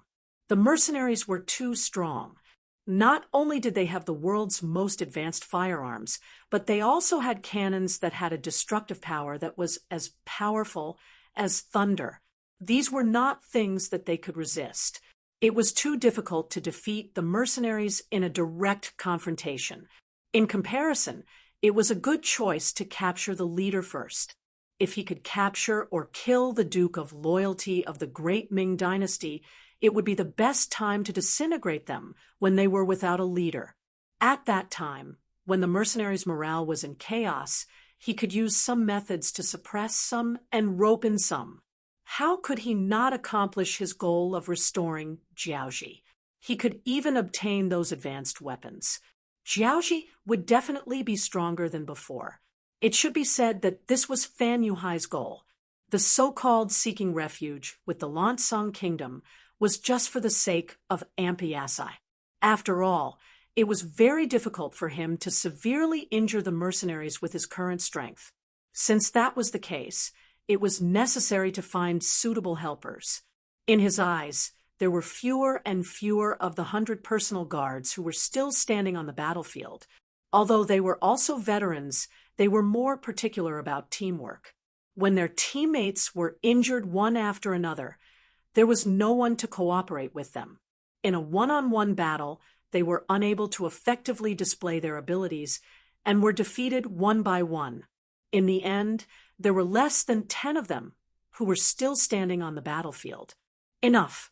Fan Yuhai, who didn't wish for the entire army to be wiped out and didn't wish to replace all of his personal guards, finally spoke up, following which he invited Li Min and the northern Ming envoy to the final room in the courtyard.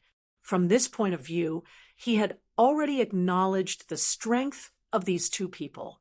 In this dimly lit room, Fan Yuhai took the initiative to pour tea for the two murderous men who were still out of breath. When he sat down again, his voice had already regained its calmness. Northern Ming's special envoy, right? Tell me, what do you need us to do? What kind of help can you provide us? The Ming envoy was a straightforward person. After the test, he didn't seem to want to waste any more time. He raised his head and looked into Fan Yuhai's eyes. He said very generously, "We will provide you with everything you need. We only have one goal, which is to kill the great Ming dynasty's Duke of Loyalty." This kind of request was exactly what Fan Yuhai wanted.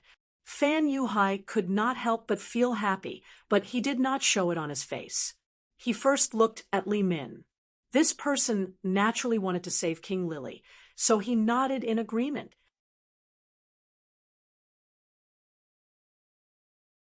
Chapter 5:61. He couldn't understand how his body could be developed to such an extent and could only attribute it to the benefits of transmigrating. While his own strength was increasing after he took down the number 1 Shang clan, he returned to Crimson City and walked around the various factories. While he was inspecting, he was also using his warehouse to create miracles.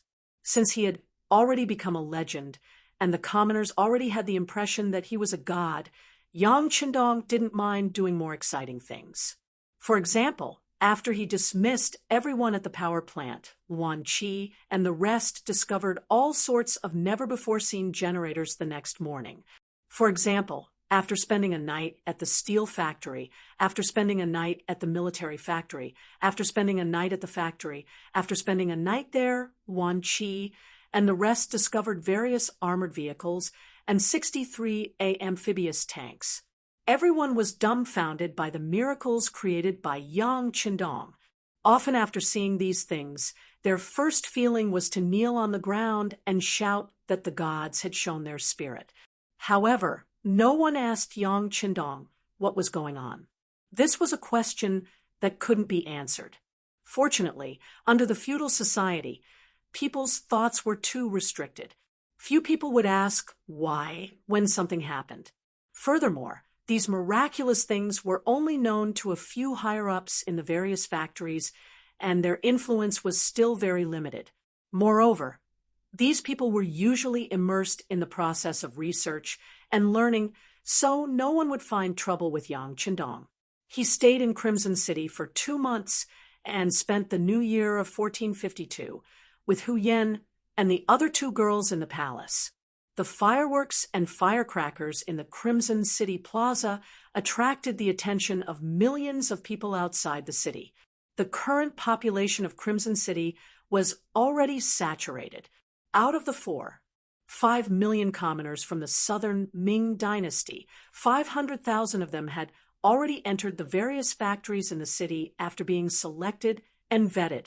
The rest had either been arranged into various training schools or allocated to a sizable amount of land.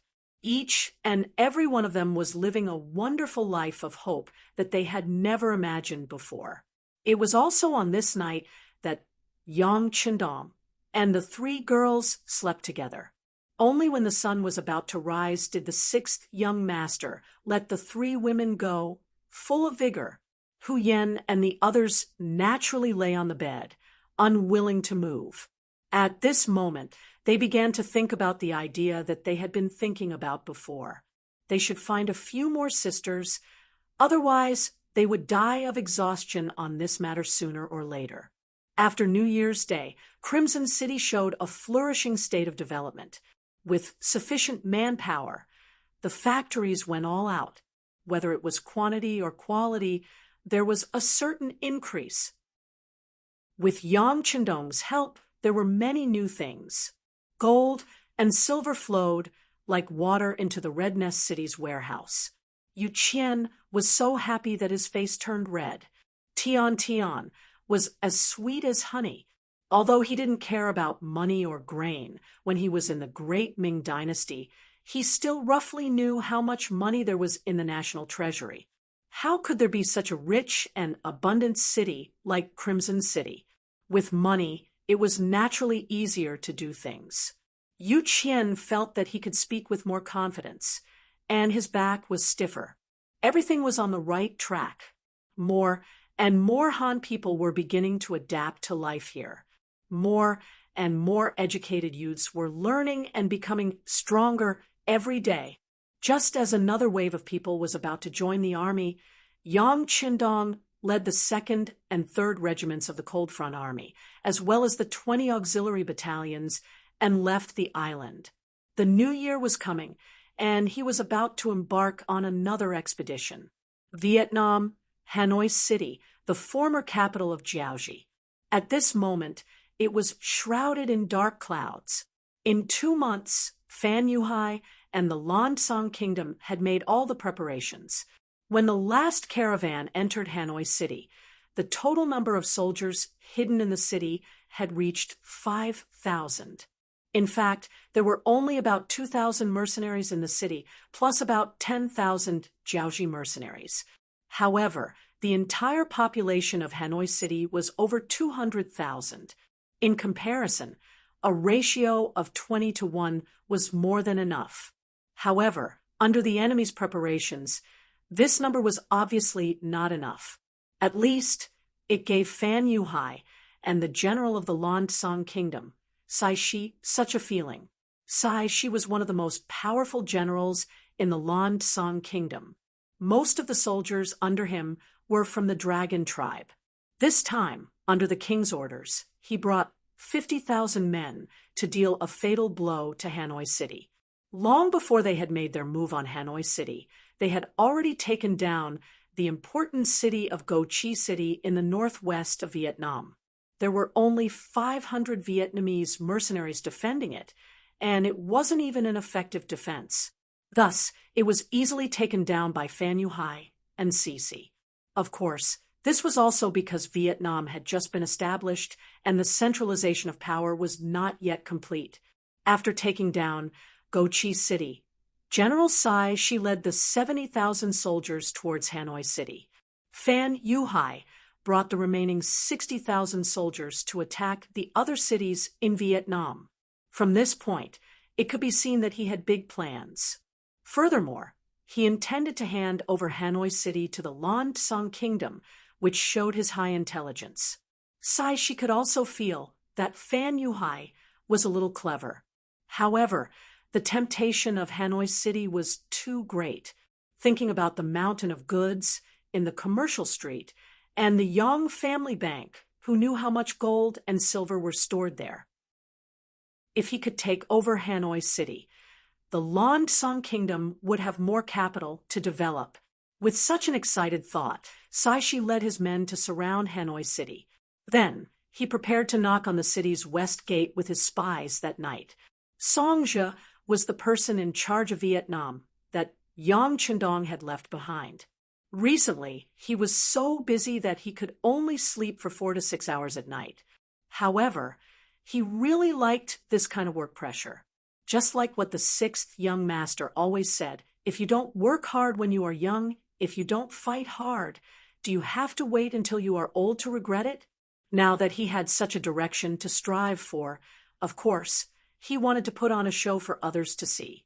In addition to being able to prove his value, He believed that if he did things well, the sixth young master would definitely take note of it.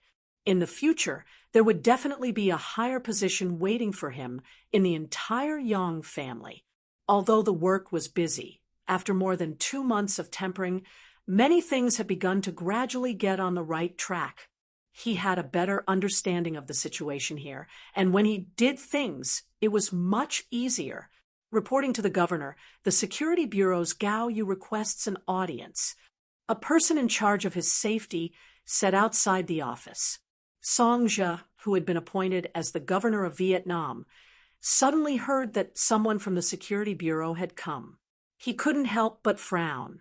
His intuition told him that when these people appeared, it would not be good news. But he still nodded and said, "Invite Leader Gao in." Gao Yu, one of the elite agents of the Security Bureau, was also a person that the current deputy director, Yang San, valued very much. This time, he was sent to Vietnam to be in charge of the intelligence work here. Gao Yu strode into the office and gave Song Zhe a military salute. Although the two sides did not have a direct relationship, as the person in charge of Vietnam appointed by the sixth young master, he must give the corresponding respect. "You don't have to be so polite. Director Gao, please take a seat." Song Zhe also returned the salute and said politely with a smile. Gao Yu, on the other hand, did not have the slightest smile on his face. Instead, he answered very seriously, "Governor Song, we have lost contact with Goyong City." Goyong City? Hearing this, Song Zhe's face flashed with surprise. He was very clear about the situation in Vietnam during this period of time. He was very familiar with the location of the city and what kind of role it played. However, out of caution, he still asked again, "Did something happen to your people that caused you to be unable to contact them in time?"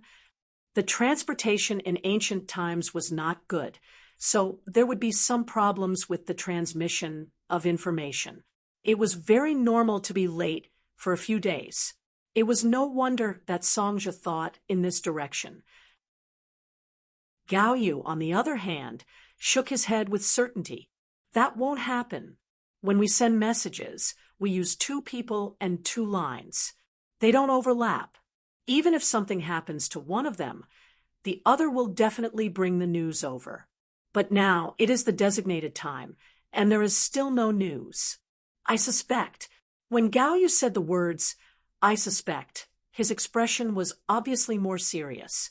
However, he paused for less than 2 seconds before he resolutely said his guess. "I suspect that either something happened to them, or Goyong City has gone out of control, and they can't leave the city." Out of control? Can't leave the city? This conclusion was a little scary, and even Song Zhe had to treat it with caution. "Are you sure, Leader Gao? You should know the possible consequences of this conclusion." "I'm sure." Gao Yu's answer was very straightforward. In fact, he dared to say this because he had already waited for an extra day. In other words, after 24 hours, there was still no news about Goyong City. That was why he came to look for Song Zhe. According to the internal regulations of the Security Bureau, he had already gone a little overboard. However, there was no other way. This matter involved too many people, so he had to be very careful. That was why he had waited for an extra day. Hearing Gao Yu's affirmation, Song Zhe's expression turned even uglier. He strode over to the map of Vietnam hanging on the wall. His gaze paused on Ming City for a moment before he punched it. Do they really have the guts to do this? Needless to say, Gao Yu, who was standing behind him, naturally knew who he was referring to. This result was exactly the same as his previous analysis. He was also somewhat unable to accept it, but what was coming was unavoidable. You're tuning in to the Mystic Fist YouTube channel. Don't forget to subscribe and join us on this journey to catch the most captivating stories.